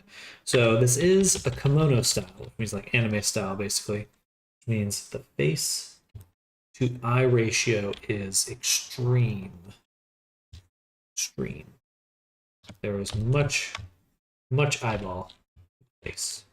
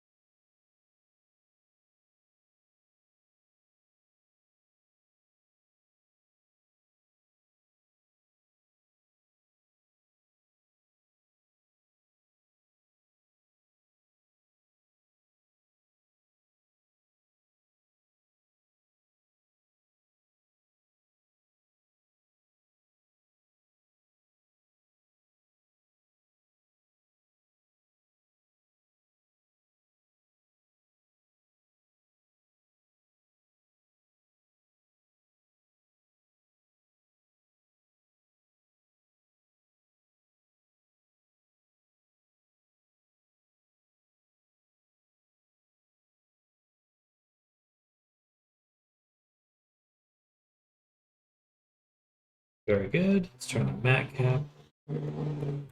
Myself a better. Sorry for the noise, everyone.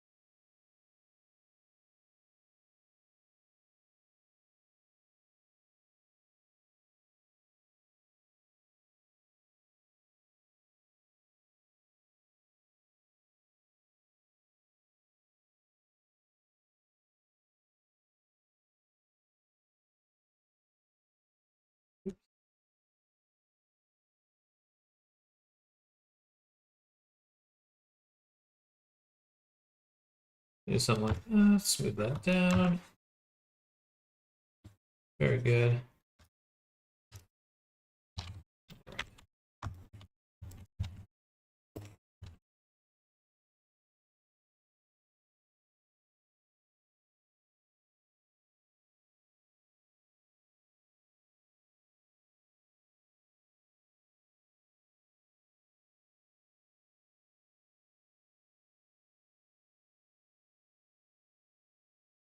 reference image now.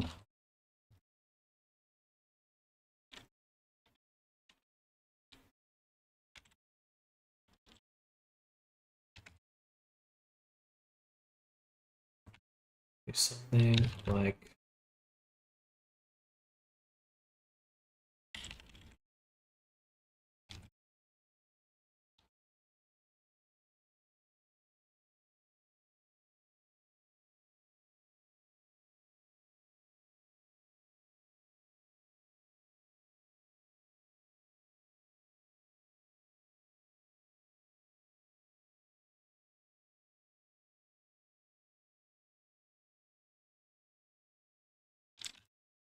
that. Invert it. Hit the gizmo. Move it in. Scale gizmo to 0. Oh, maybe not.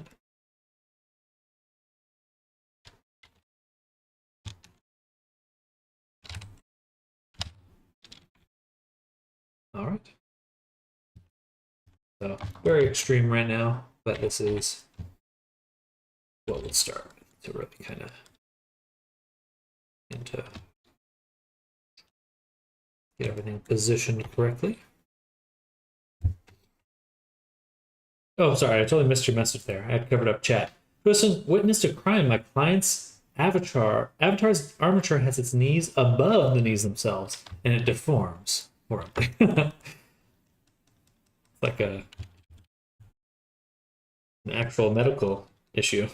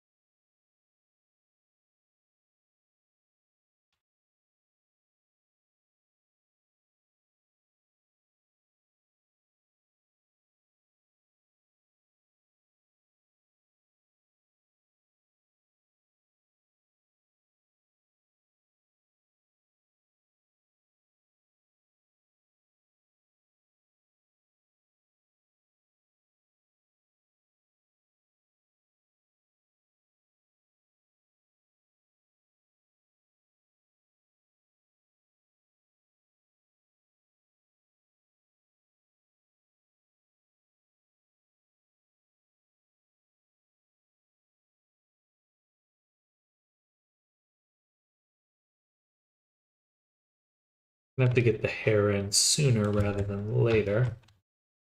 Make sure we're heading the right direction with it. Whoa. Excuse me.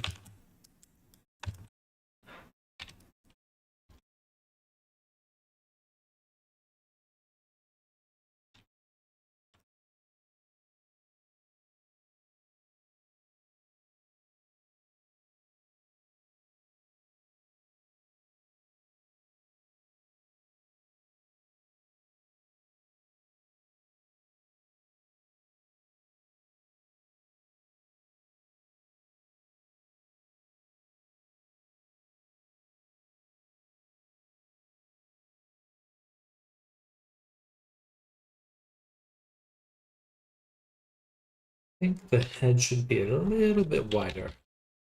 The spacing between the eyes on kimono abbes seems to be pretty significant.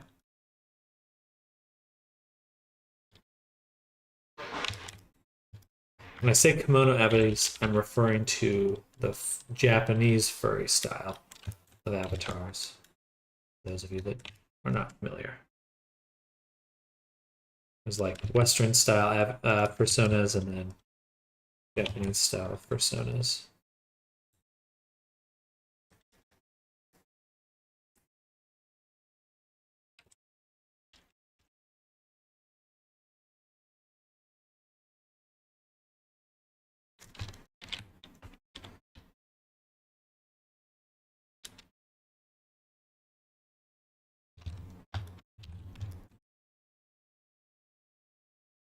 Head should probably be a little bit bigger.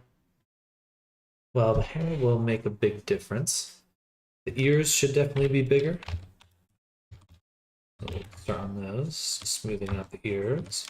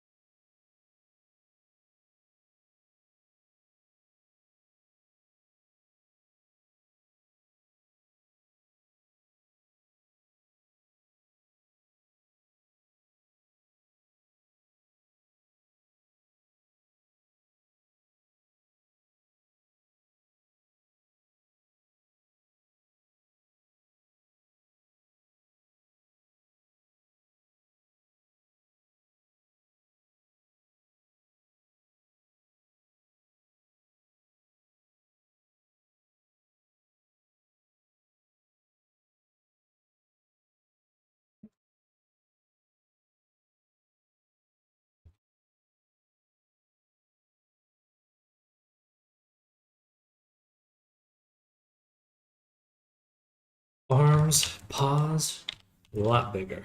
We need some thick arms.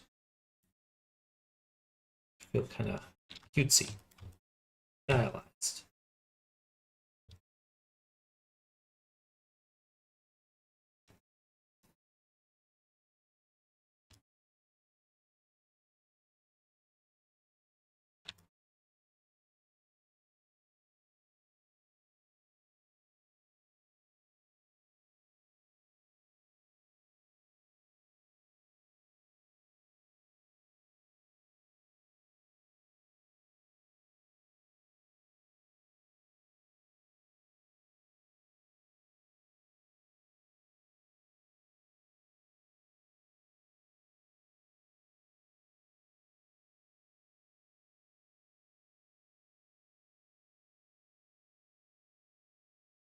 I think the feet could be a lot wider too.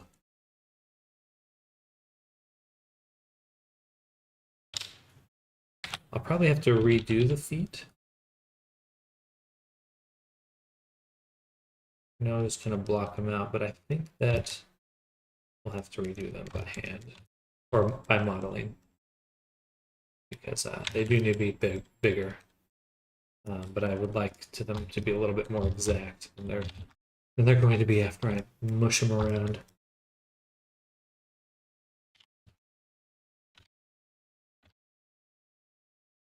Yeah, they're already getting mushed. Too mushed.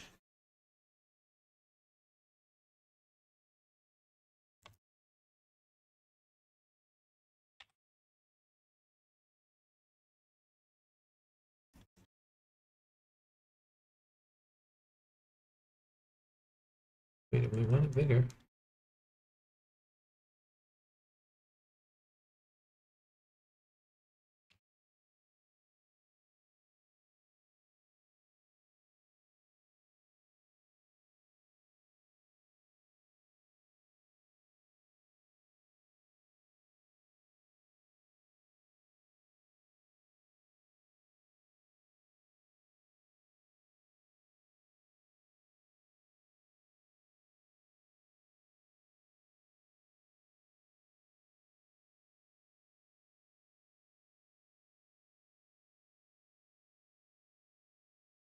Very cute.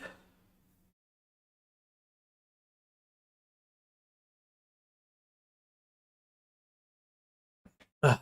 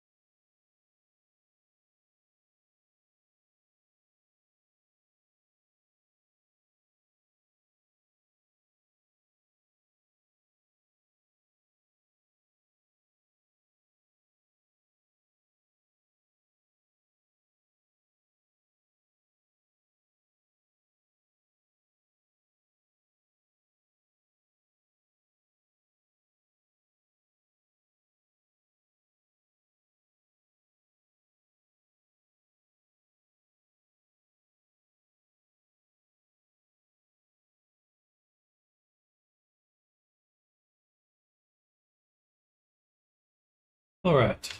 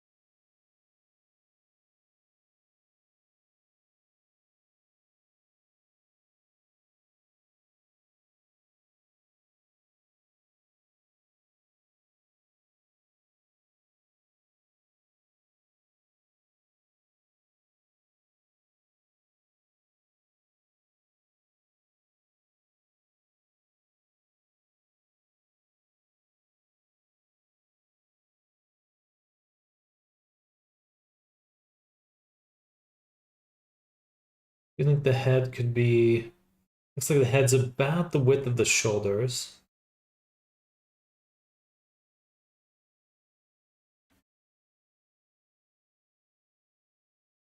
Height wise, I think my legs are a little long.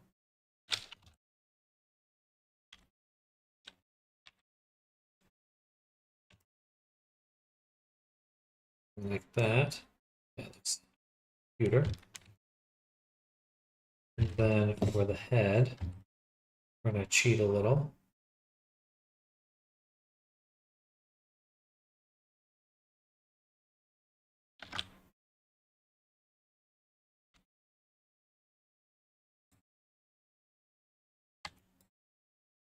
So 0.6 S1.2.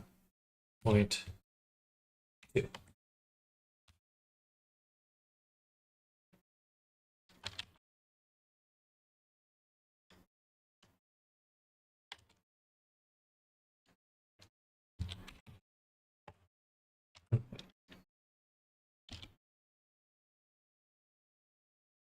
think that feels pretty good.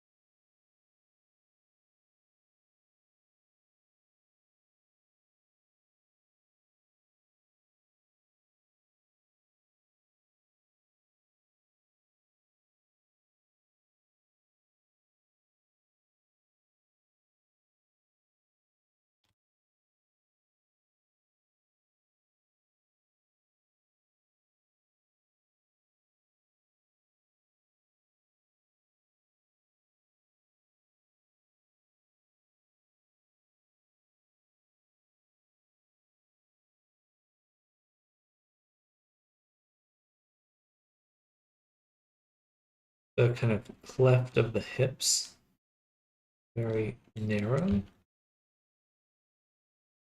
Okay.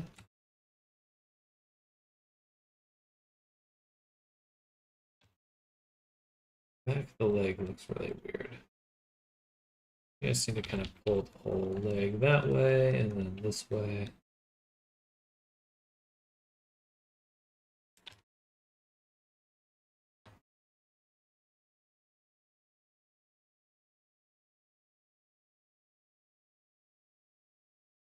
Smooth just doesn't feel as strong.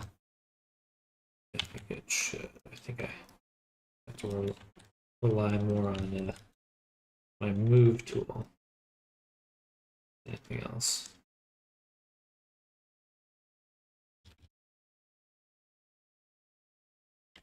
No, I don't feel that thick on the legs. A little bit more like that.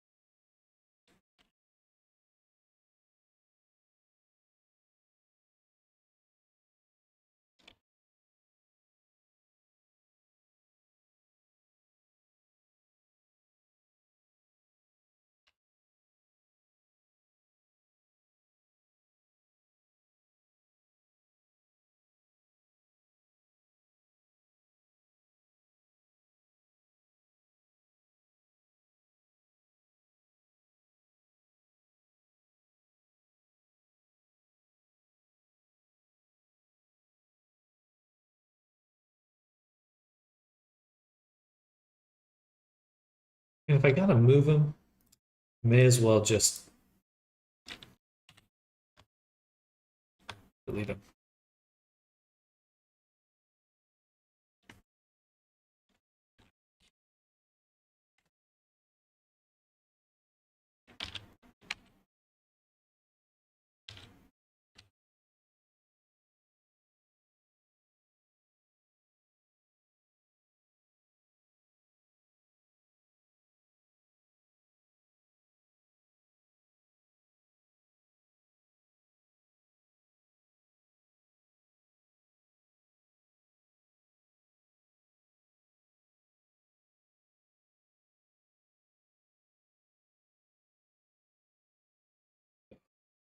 Okay.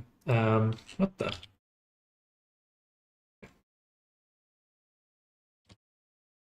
Just gonna delete those. Delete.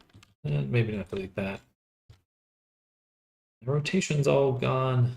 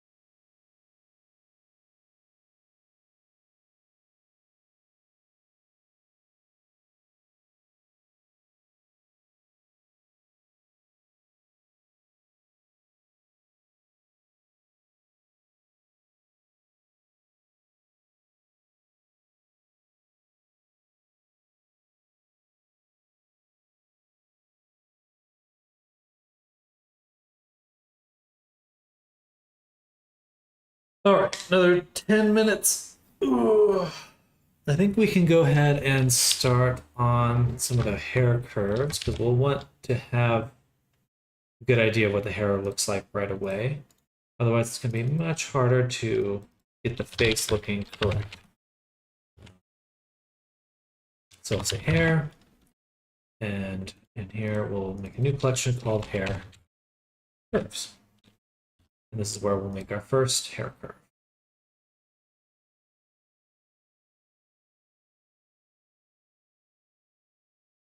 Bezier. Make another one called hair profiles. And here we'll make a Bezier circle. And we'll go ahead and take our curve, which we'll name curve hair. And this one we'll do profile hair. Take this. Geometry, object, profile hair. All right, subdivide once. Actually, smoosh it. Delete this side, take this one, put it directly to the other side, subdivide it, and now they're perfectly even.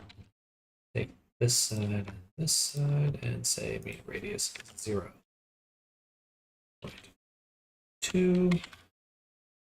This 8 S. All right, so this is the start of the hair.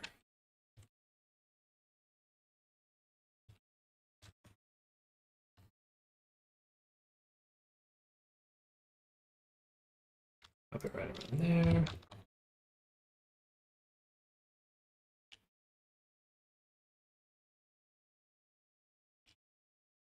And for the root, maybe a little bit bigger, kind of thick when it hits the scalp. Scalp. Okay. And I think we'll switch this to 3D, select that, boom.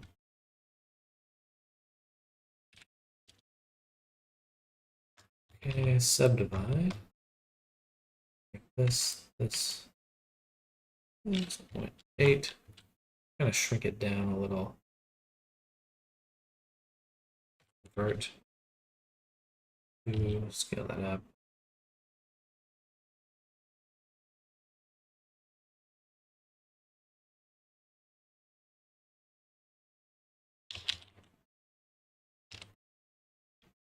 Something like that. Just give it a nice little, I don't know. Switch it up. Switch it up. Then we'll do Lori Pepsi. Yeah.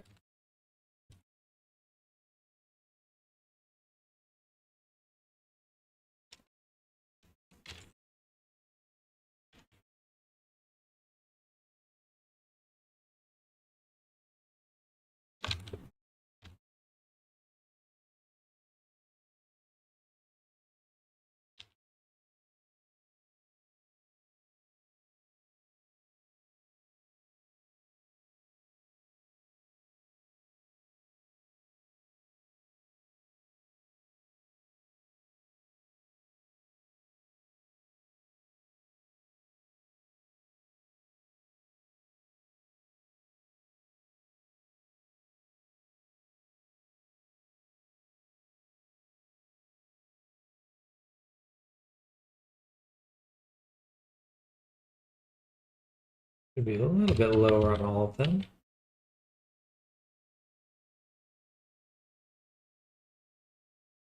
Have the hair to end just above the eyebrows.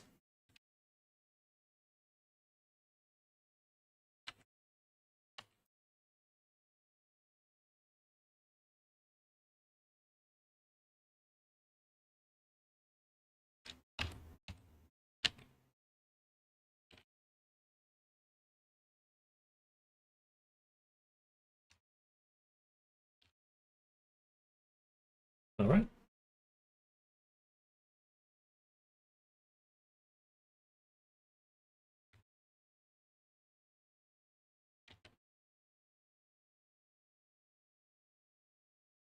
Flax beans.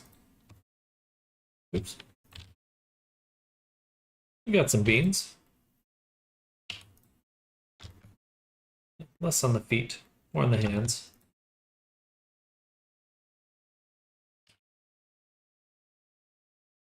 And let's reset. Clear. Built. Maybe.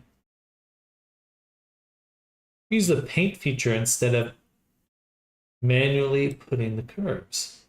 Thanks to you, I'm making hair like that now. The paint feature. For me, if you're referring to the fur I did for the last character, this really depends on the style. I think for this character, we probably won't do that more realistic horse fur because this character is a little bit more stylized. Specifically the kimono style. Paint curve, perhaps. I don't feel the need right now because I know I'm going to edit it either way. We'll do a little bit of that.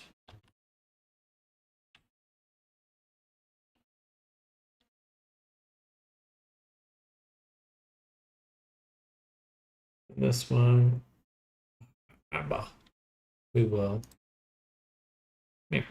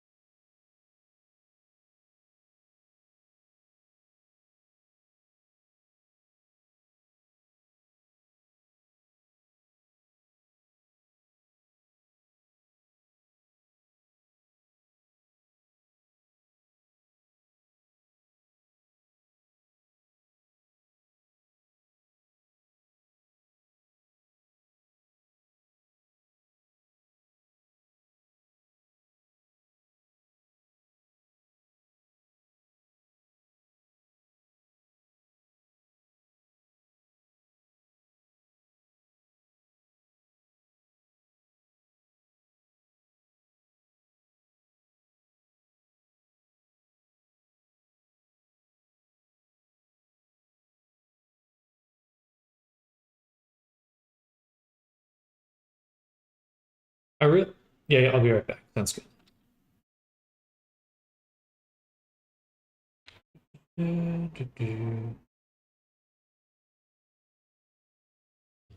Scale that down.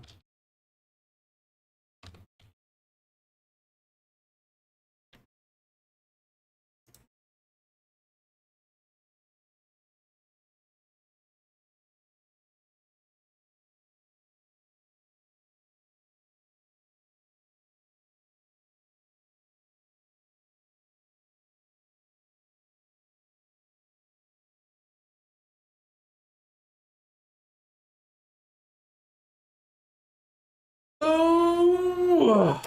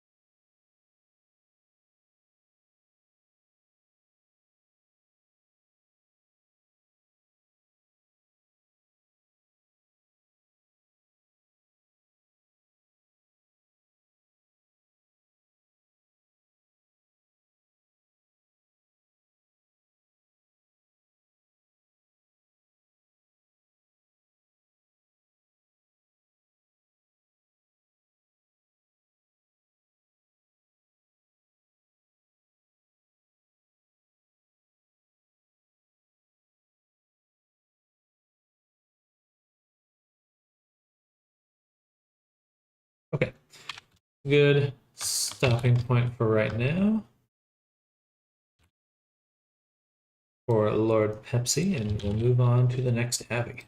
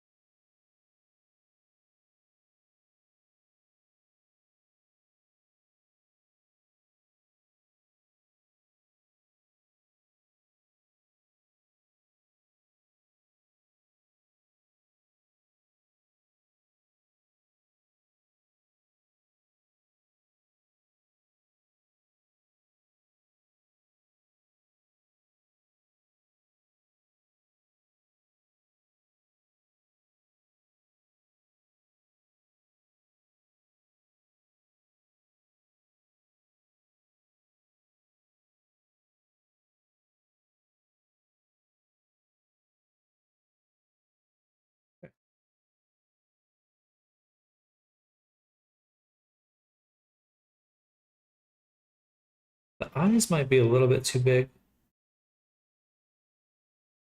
Hard to say. Chibi characters are so challenging with the head size.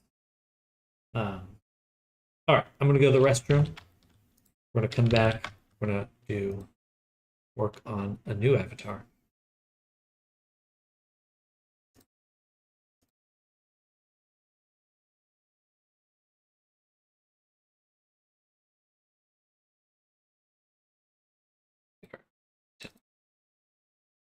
Update it really quick.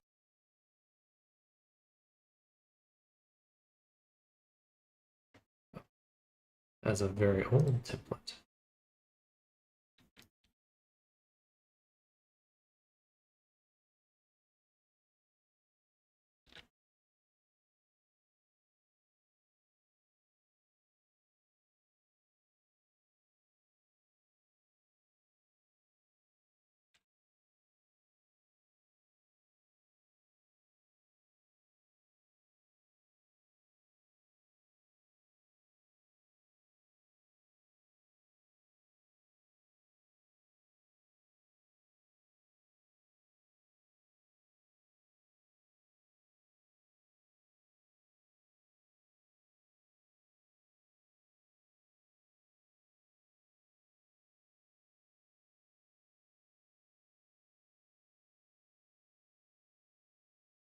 The mirror should be off for all. Gosh darn it.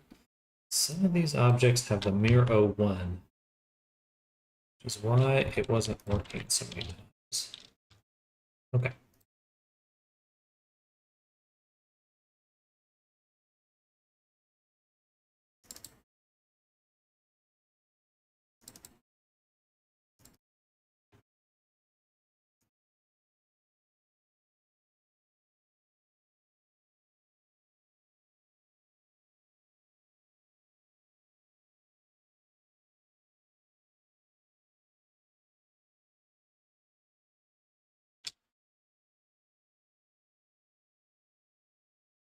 No name.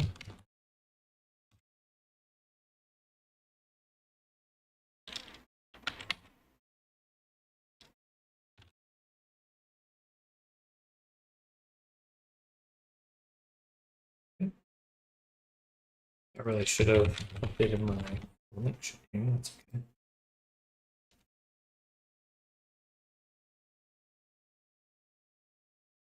I can't hit just fucking select the name. Ray.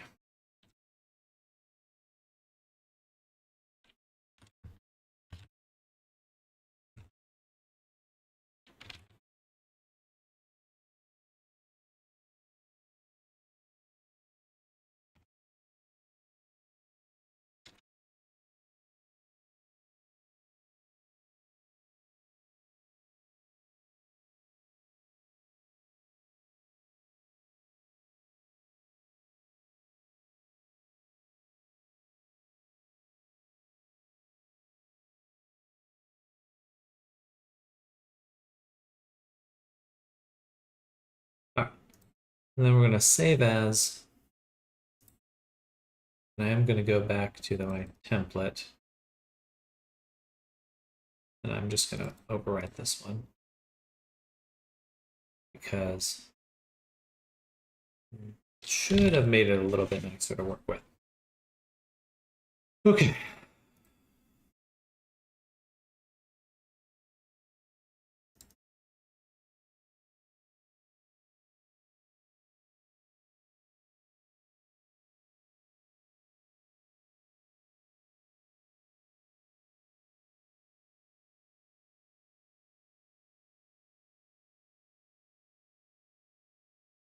Be fun. Have a different style for a character or an anthro. I mean, not super different, but like a fun look. Okay. Let's make sure these are set to front. All right. All right. I'll be right back. 1 second. Go to the restroom.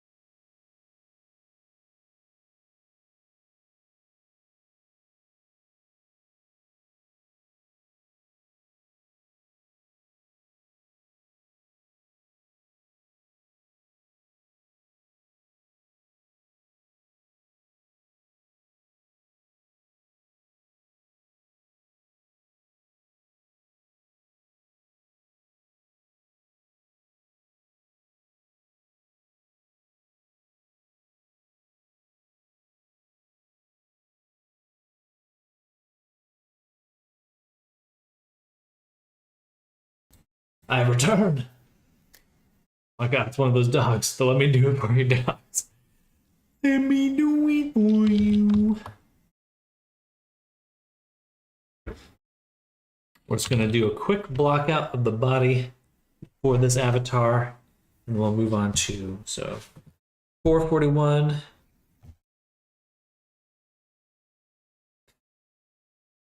It's gonna be a late day, but we do need to get some updates out. So let you despawn. I have respawned. De-respawn.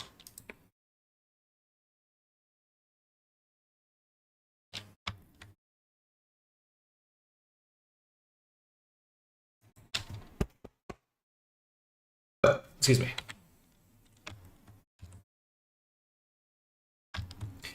For the ear, we're going to separate it. I'm gonna go in the boundary loop, rip it, rotate it 90 degrees down like that.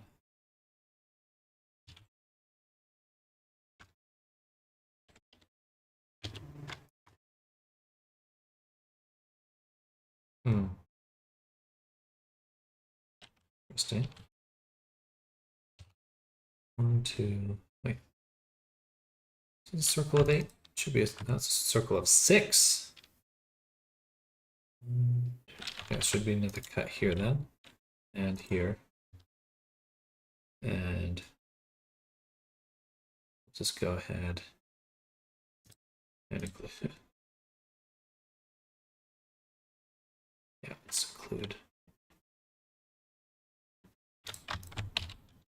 include this one in here. Why not? Okay. Bridge. Merge. That sucked.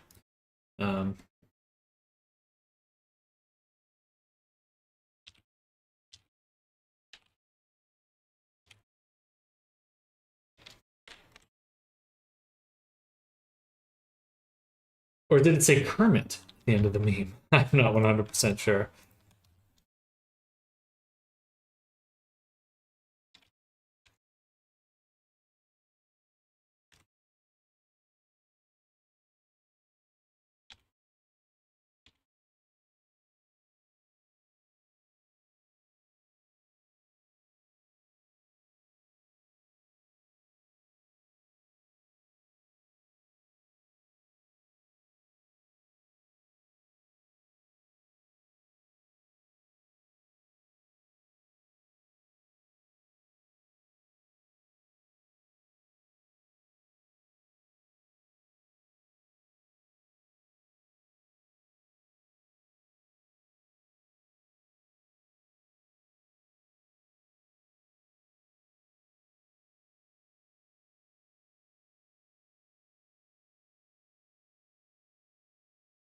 I actually want to bake them out a little ways.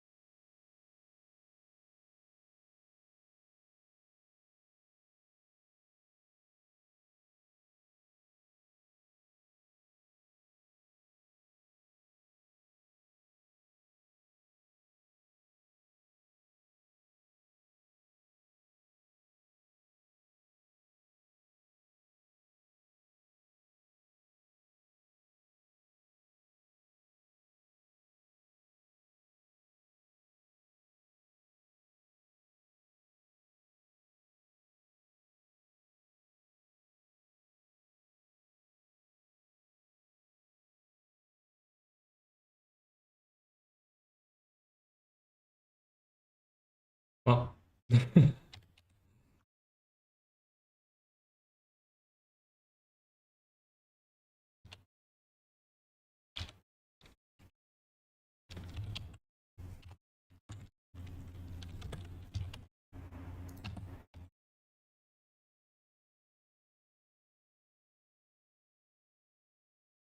okay.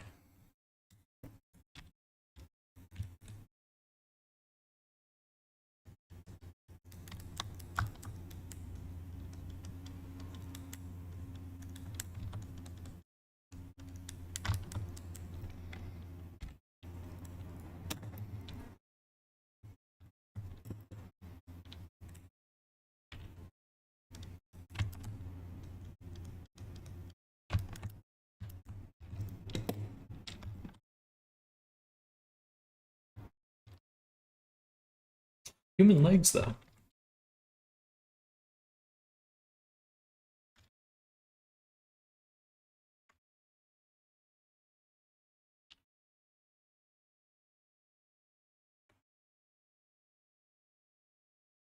Guess I could have kept that. No, actually, I don't want to keep it at all. If we probably still will want claws or toenails. They're basically just toenails. So delete that. We'll go ahead and file, open, go up and over to avatars, bases, human, and we're going to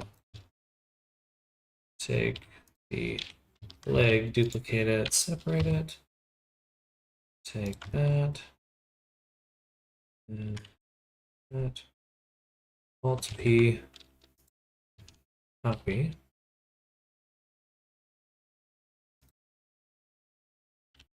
paste. Okay.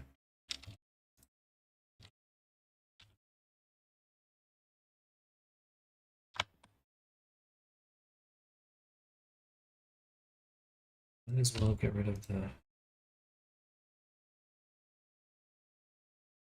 It's the nice part about having a modular character.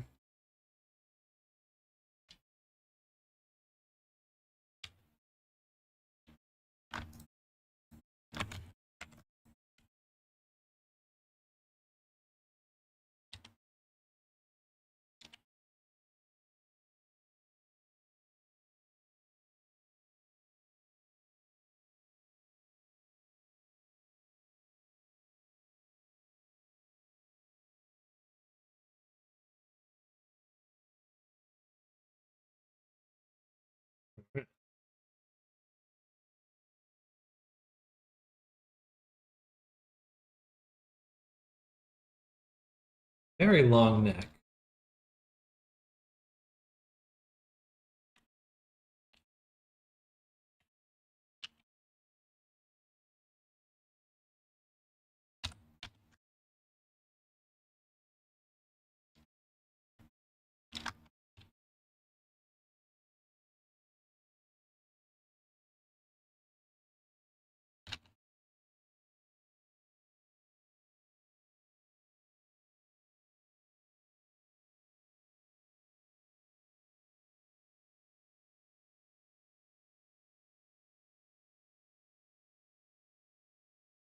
Very thin hips and legs.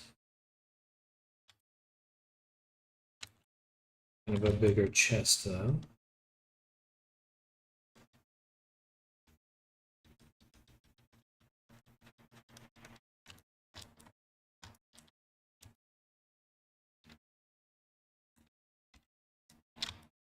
Got a boot. Definitely got a boot, so get that going.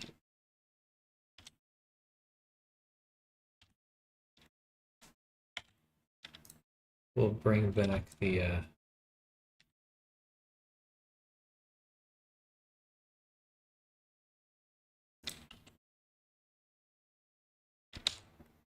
little bit more definition on the cheeks.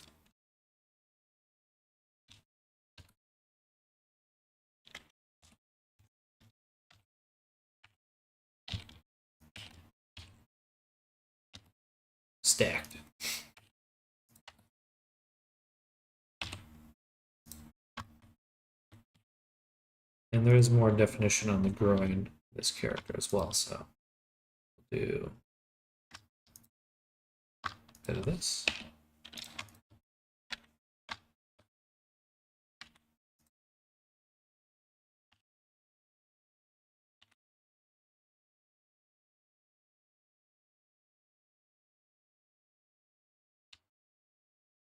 And that will be more important later.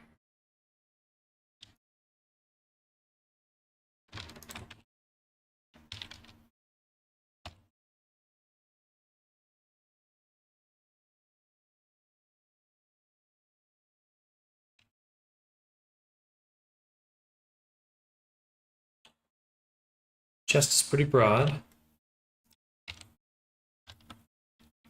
I think some definition on the pec.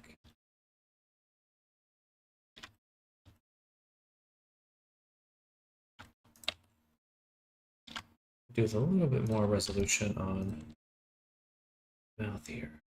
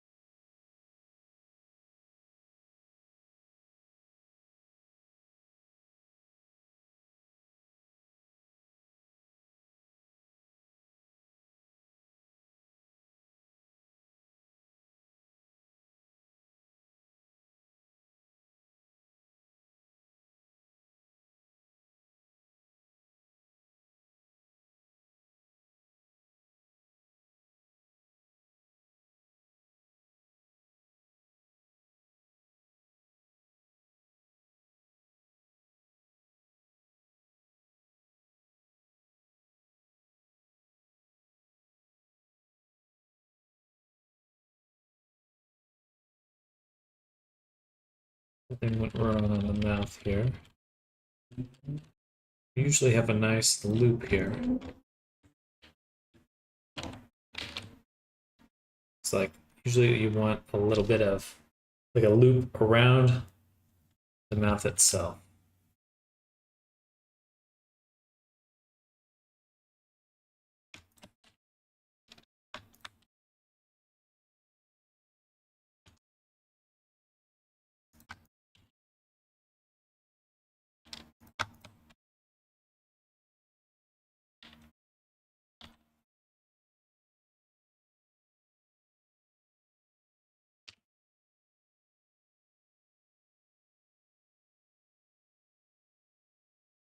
Hello, Nammers, welcome. How's it going?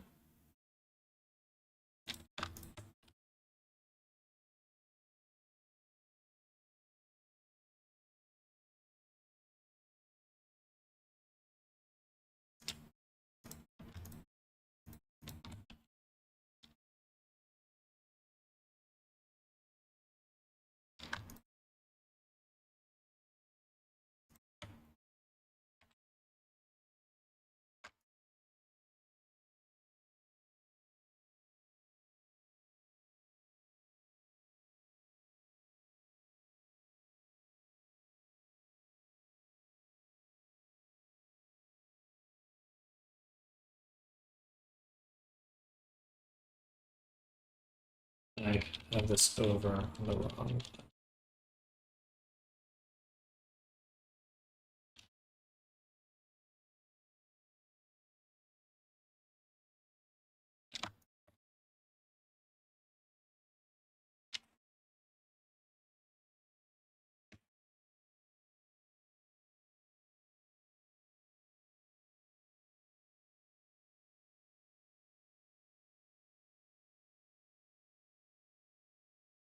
what we're working on here. It's perfect. It truly is though.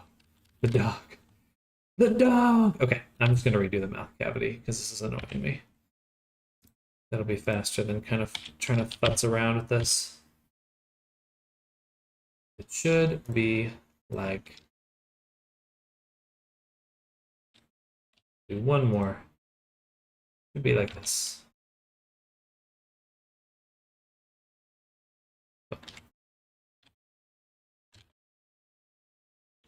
Or could I have closed up?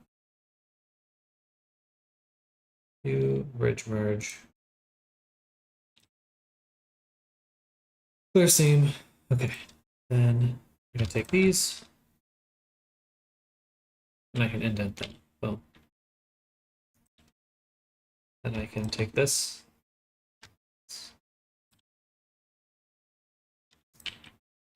Boom, boom, boom, boom. Indent. Delete those faces. Delete those. 0.660. Take these.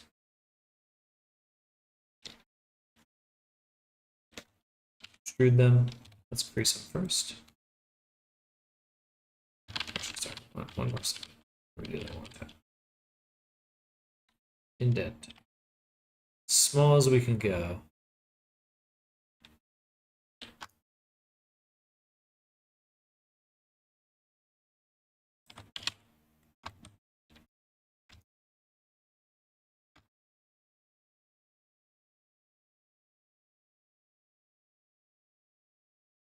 Let me do it for you.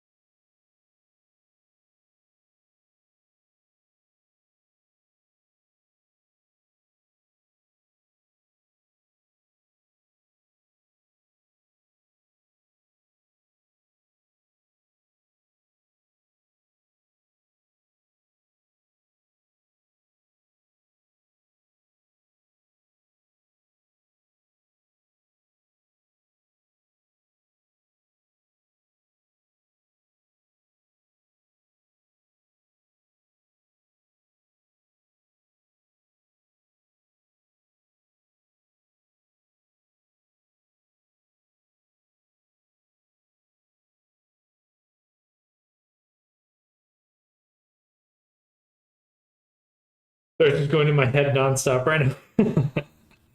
Same.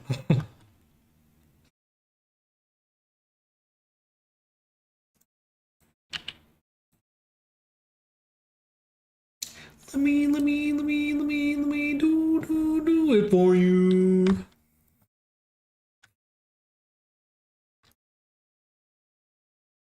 All right, that took a little bit, but that is better. Because now we have a nice little loop.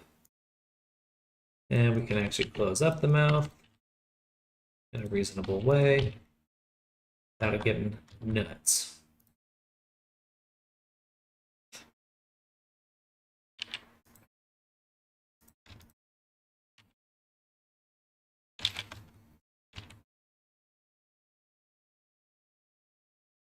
Well, sort of. Is this right? Is this part of the gap? No. Okay, so something's wrong right here.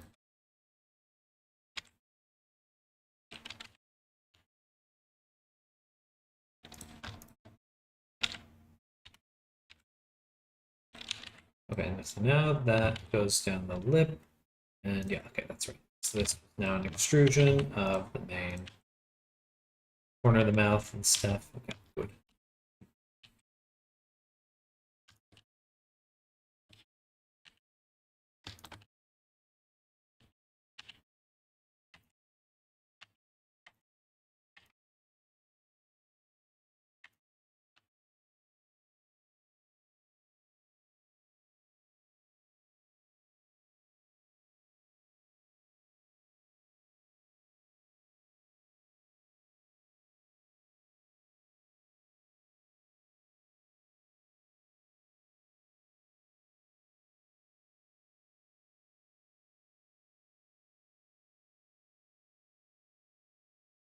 good. Work in progress avatars are always the best.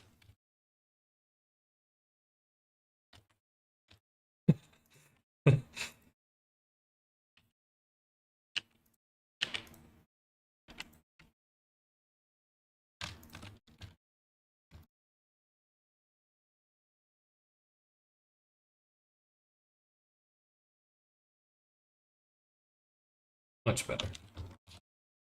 Okay.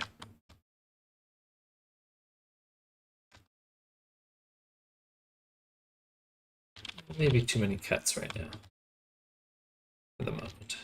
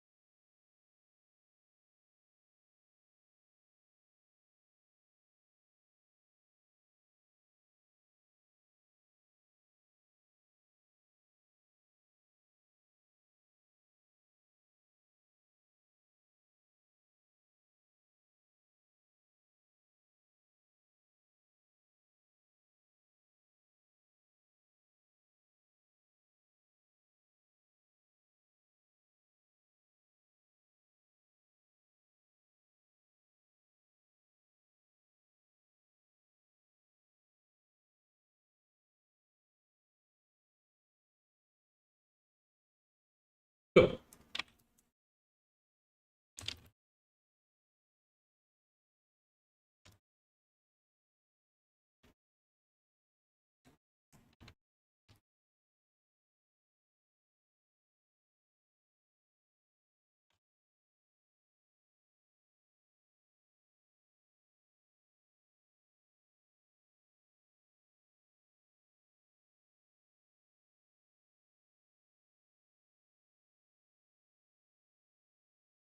Alrighty. I think we got some basic stuff set up. Let's get some curves out there so we can just start plotting out the hair.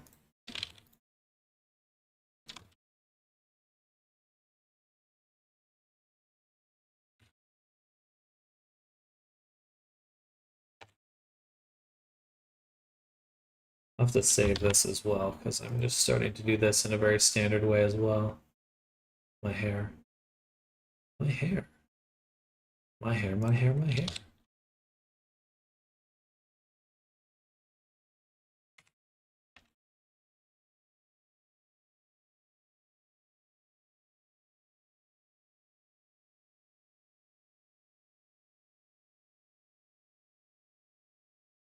And we'll make another circle curve.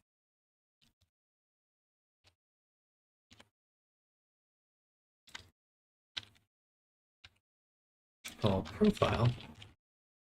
Here. And on this one, add in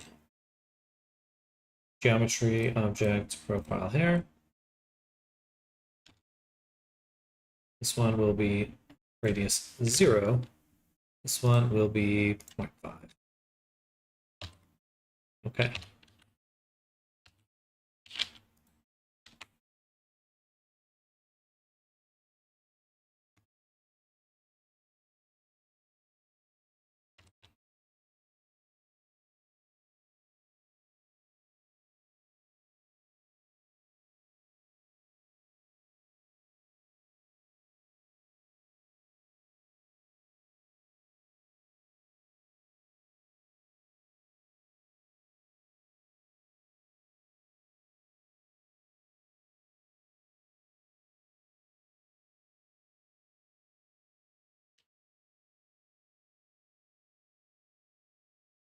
The other hair.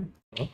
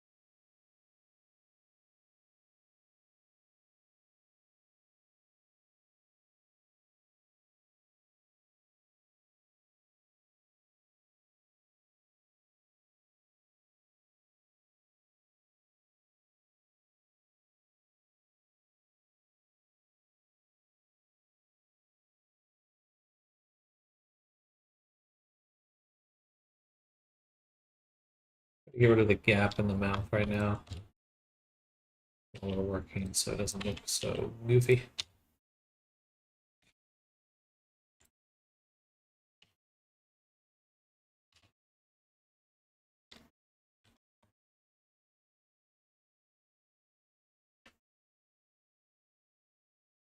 Cool. Cool. Cool.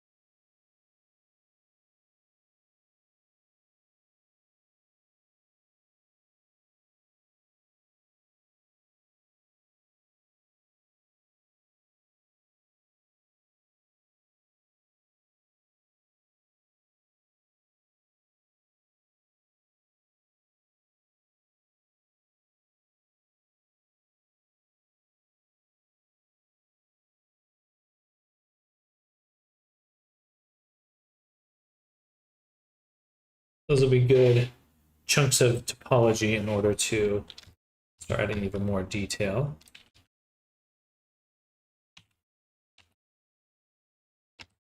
Booty.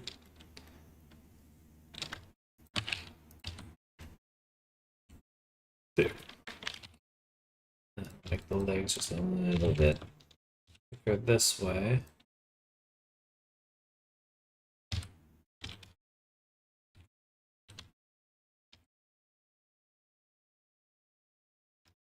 His legs are thicker, actually, so.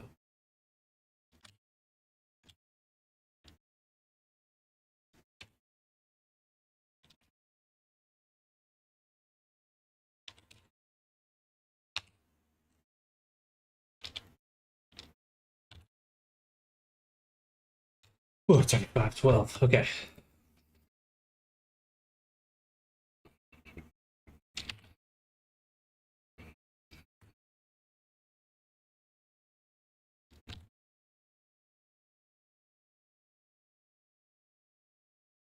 We're gonna have floating ears the whole time. Because I want them to be, I want to be able to bake the ears without them intersecting. So we're gonna have to have them out the majority of modeling process until after we bake, realistically.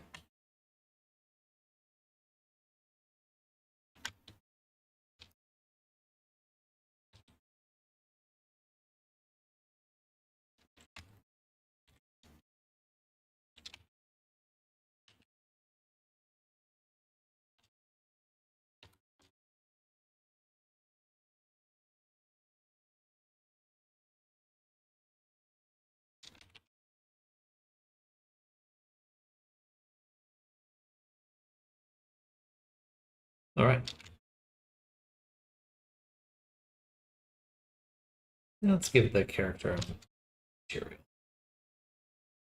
Let's say.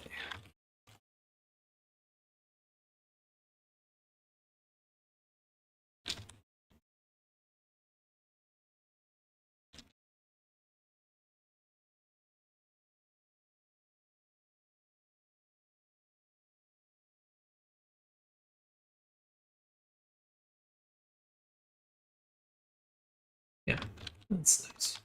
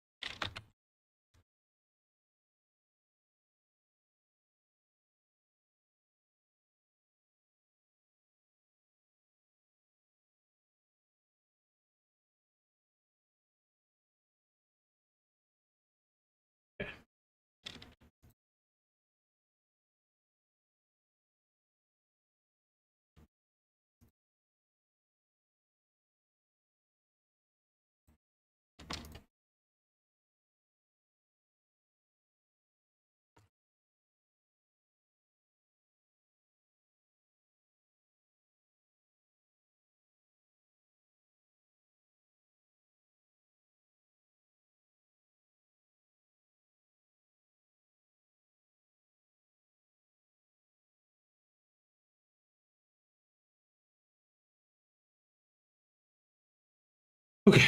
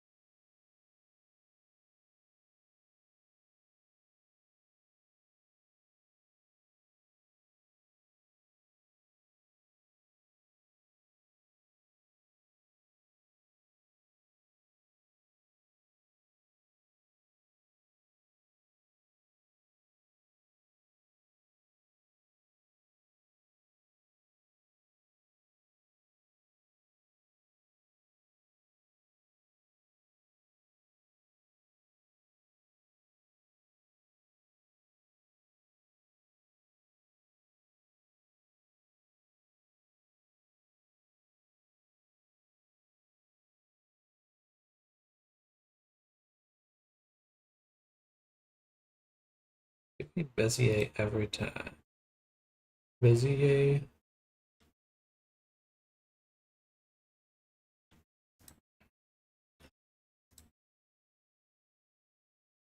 Interesting. No, not sure what to do about that. come back to it.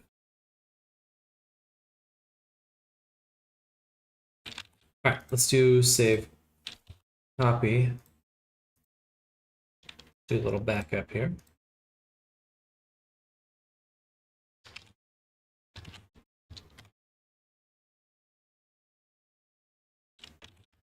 And what we're going to do is create a new collection called data transfer. We're going to take the body, duplicate it, and we're going to send the original body into data transfer and hide that collection.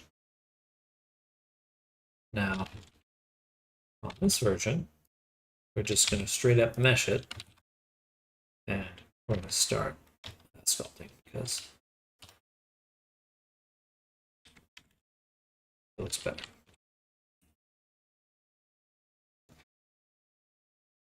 We can get a better look a lot faster just with some sculpting.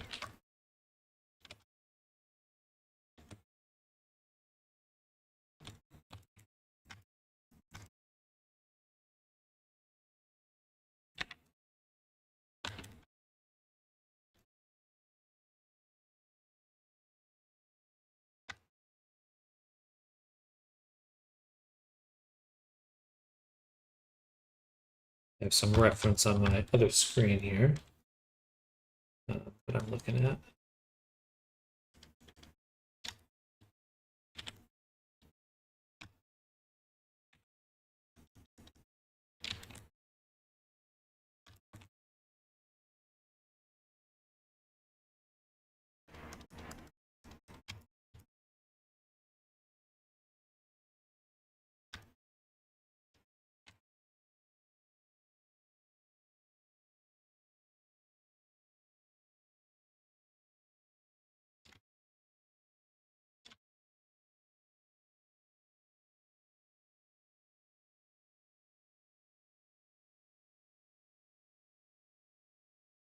The rabbit.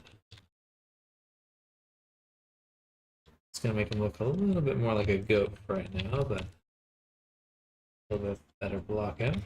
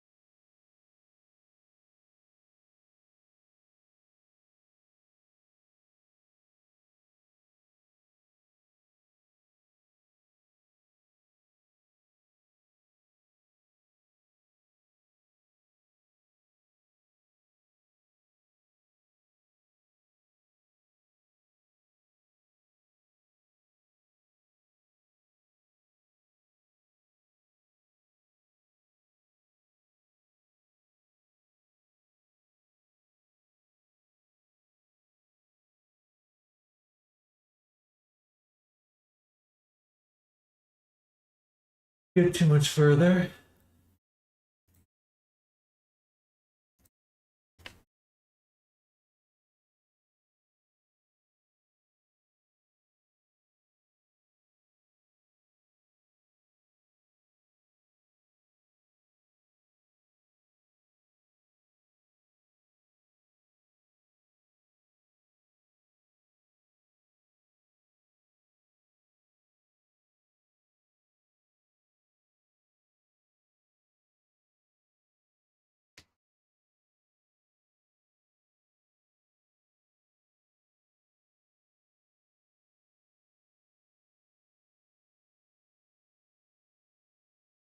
Ooh, got my neck.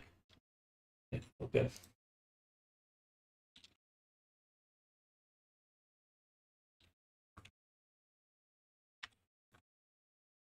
Wait, he is a goat. No. Yes. Just have to think about that. I'm not entirely sure, actually.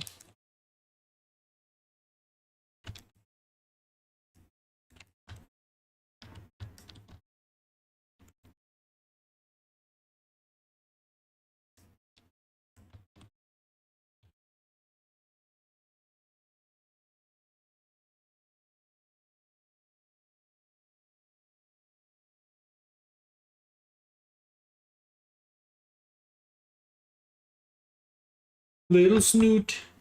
Little snoot. Little snoot.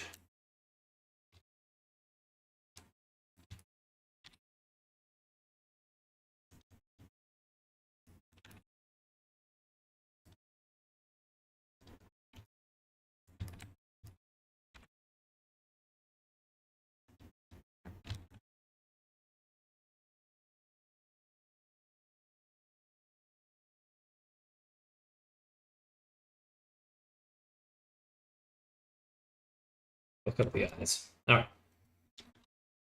I always end up having to redo the eyes every single time. It's funny.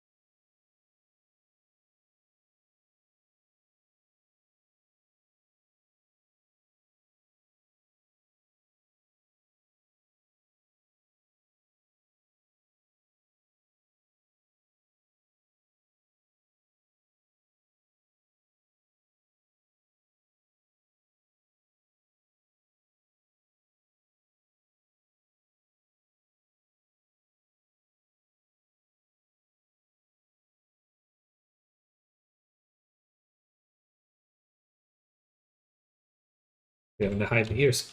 It just take up so much space.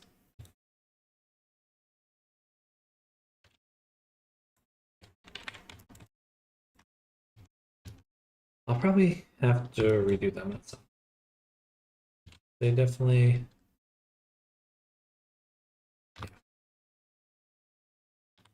will probably get messed up.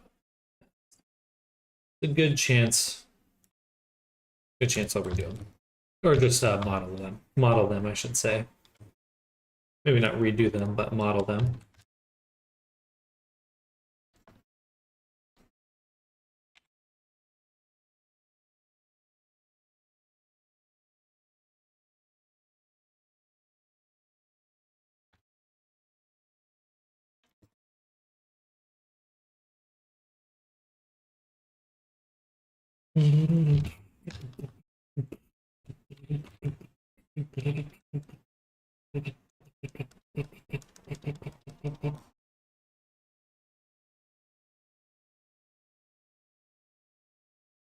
Time for some butt.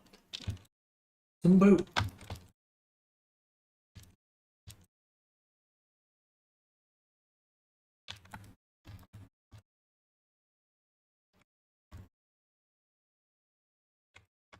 Butt time. You got butt.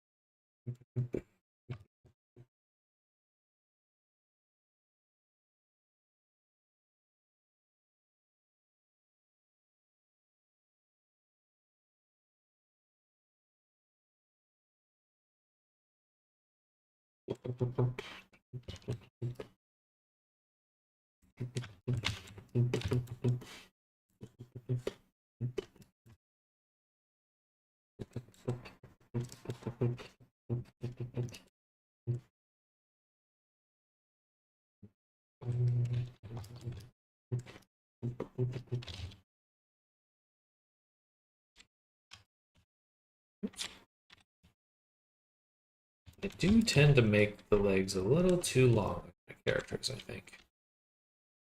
Let's just scooch them down just a little.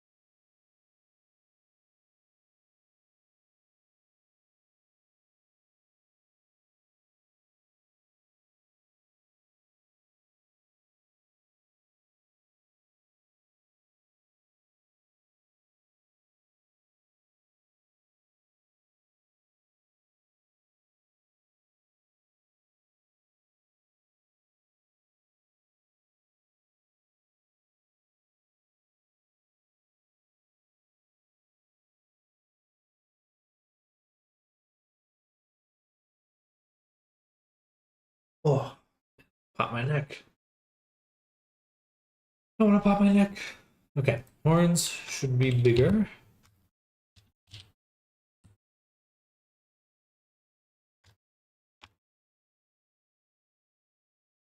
I think I should have used a curve.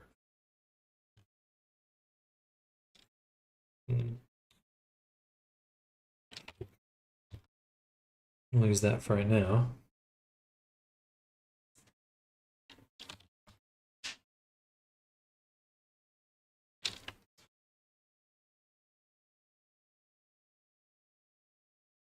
Something about the proportions feels a little off right now.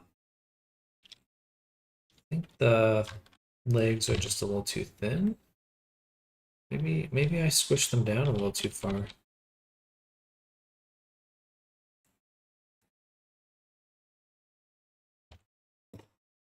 Yeah, I think they are a little too low.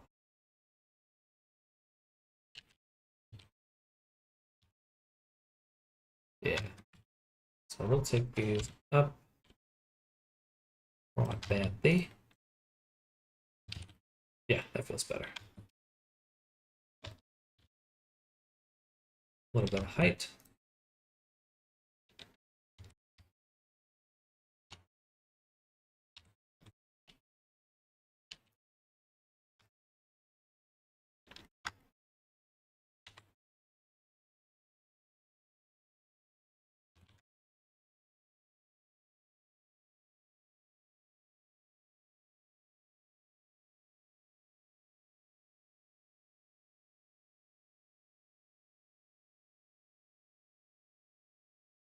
Should have a bit more of a seductive eye. It's like an intense stare, something like that.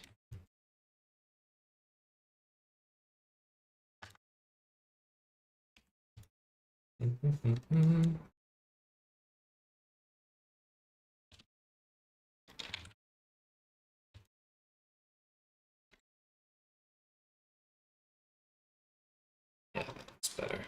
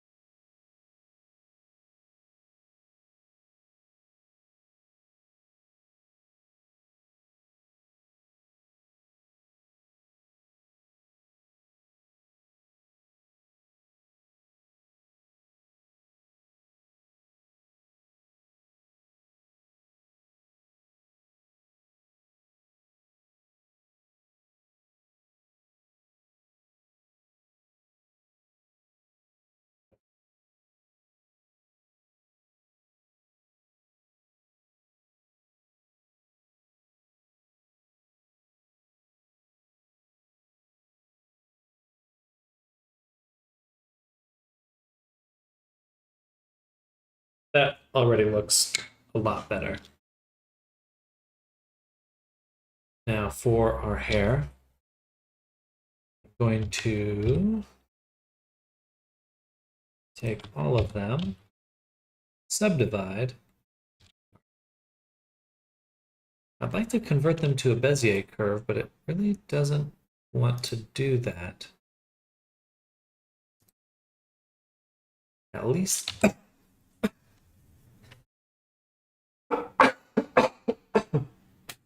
at least 6 points required for conversion. Yes. That's the thing.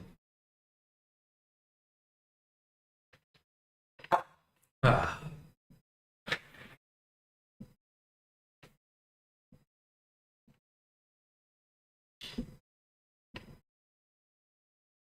Hmm.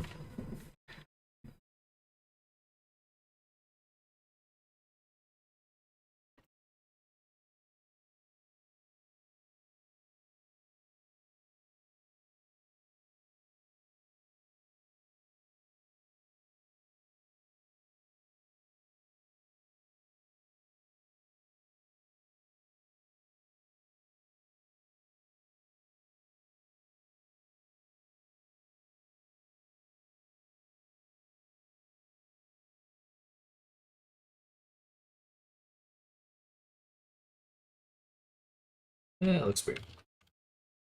Something kind of like that. But not that.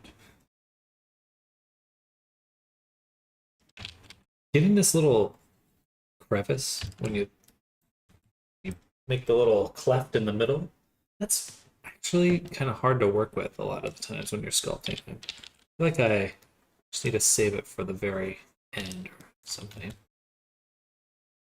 Oops.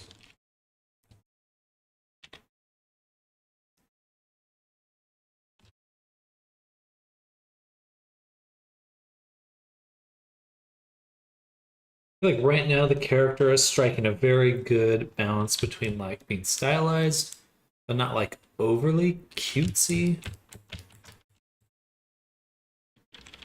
I want to keep that.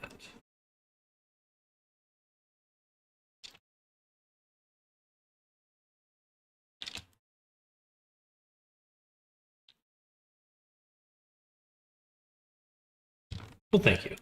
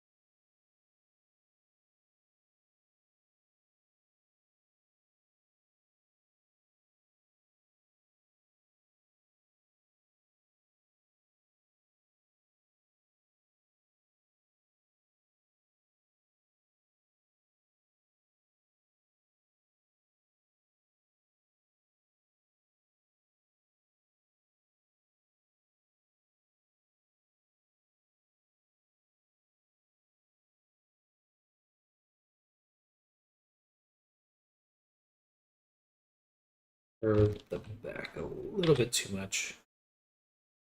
Right about there.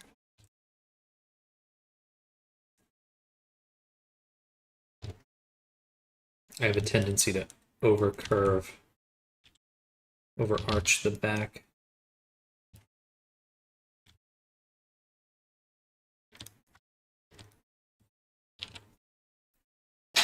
Okay, looking a lot better. Looking a lot better. Good. Yes. I'll also give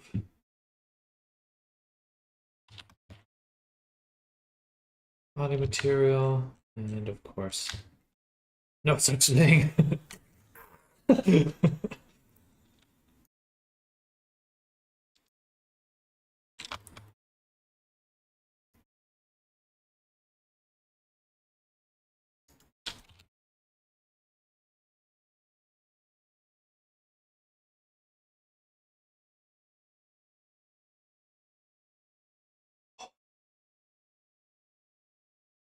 Oh.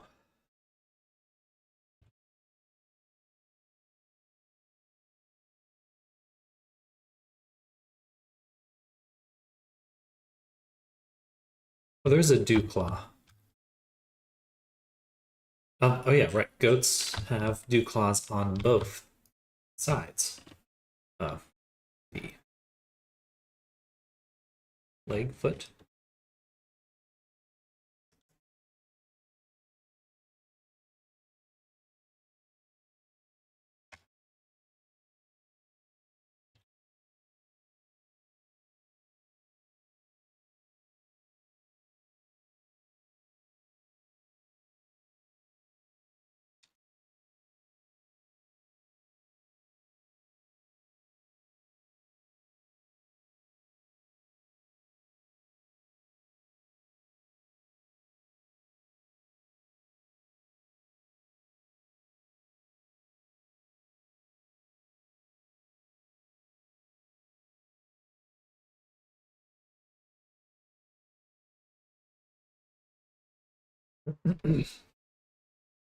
The knees, maybe knees are a little high.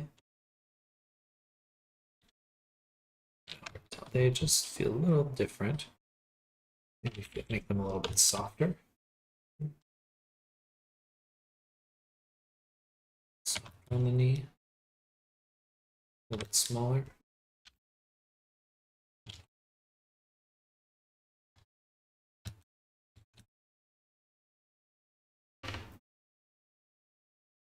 All right, pretty good.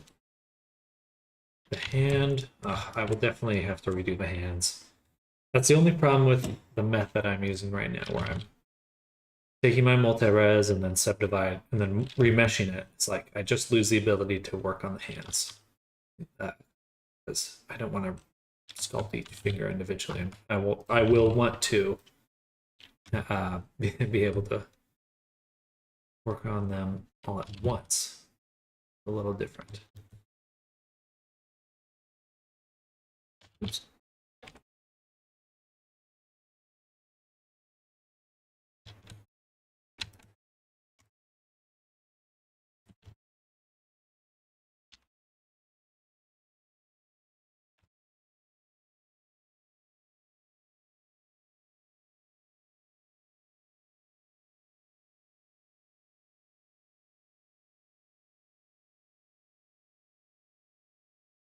Okay.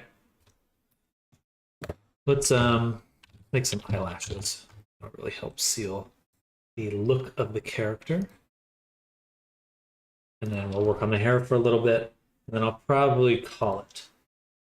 There's some work I could do, and I may do this evening, that I can't stream just because of what's in the avatar. Kaz. Kaz. I don't think I'll be able to stream everything for Kaz's work. Excuse me.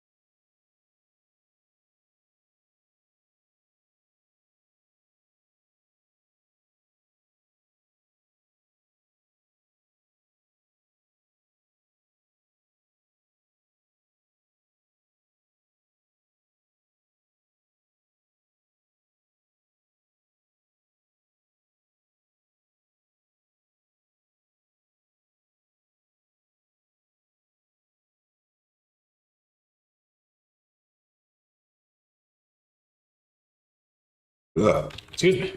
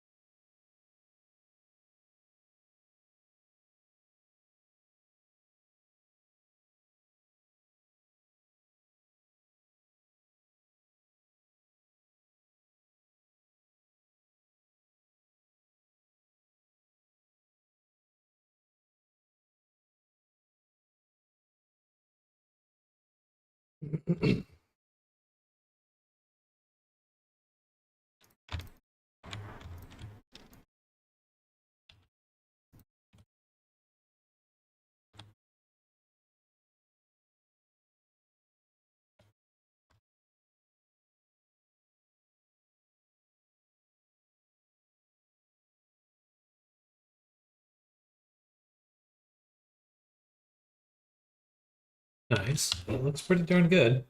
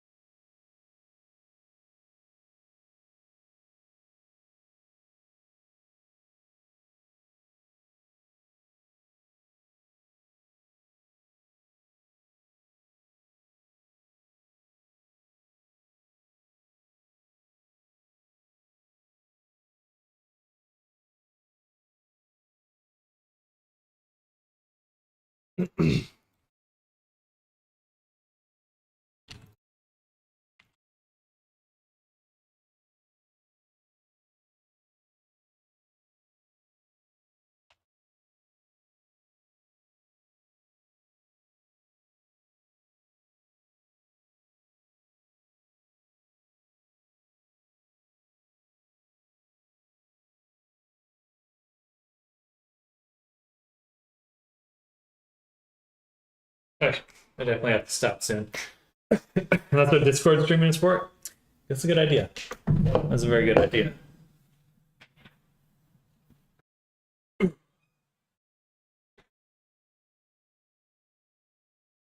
Ooh. Oh, my back.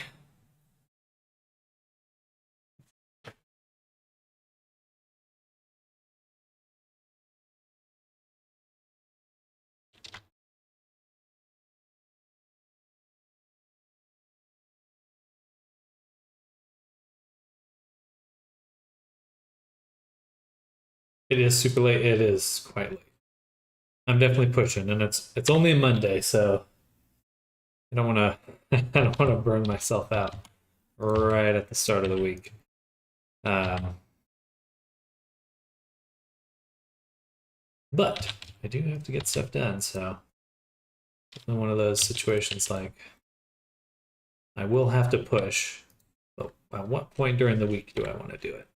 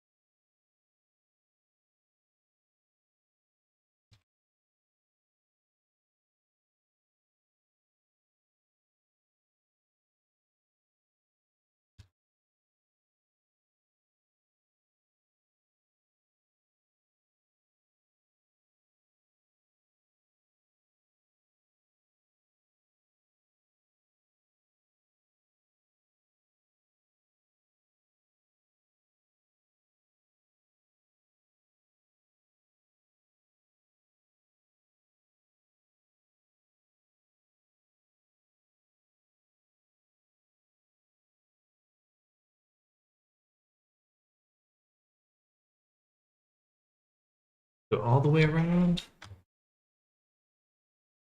Yeah, might as well.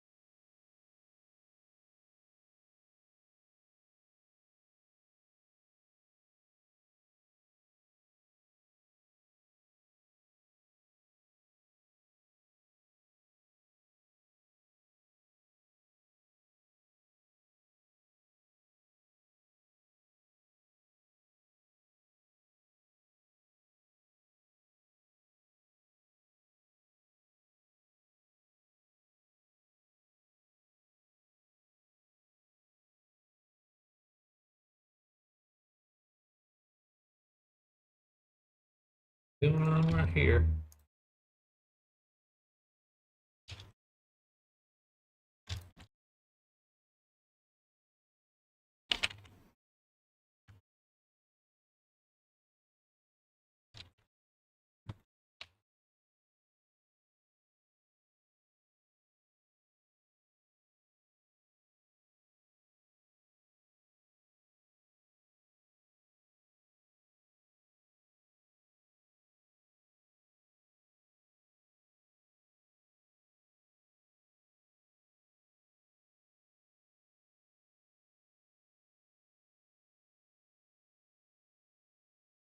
Looks good. That looks good.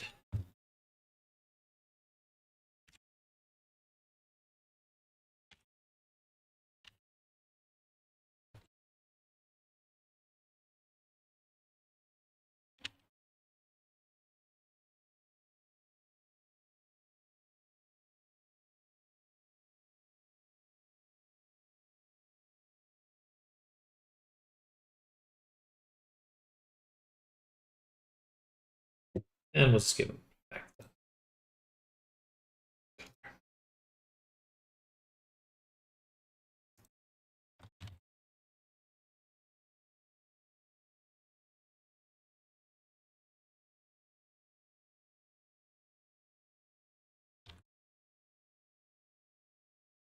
Oh.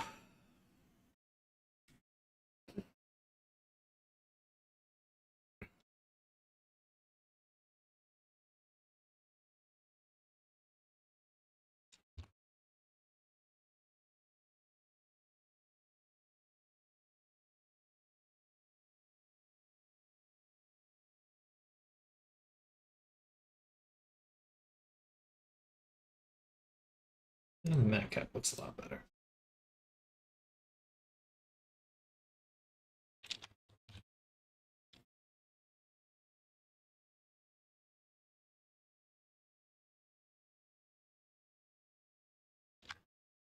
But I will, before I do this, we're going to make a new collection for our hair curves.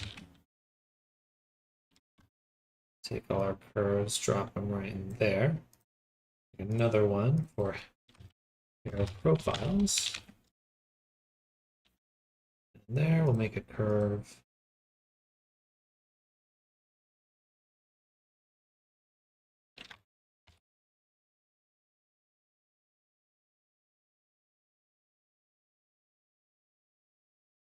That these can all be combined. Oh, well, they're combined now. Excuse me.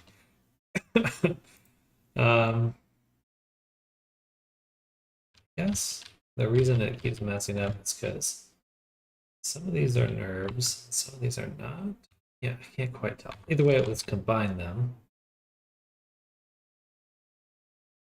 then can give them the profile.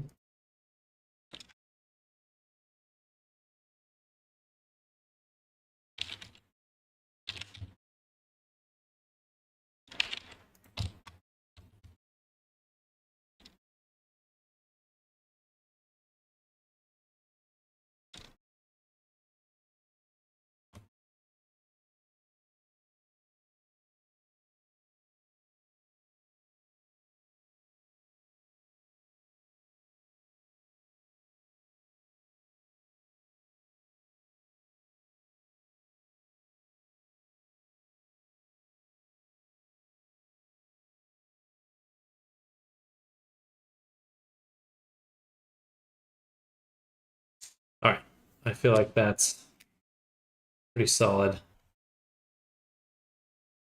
point to stop.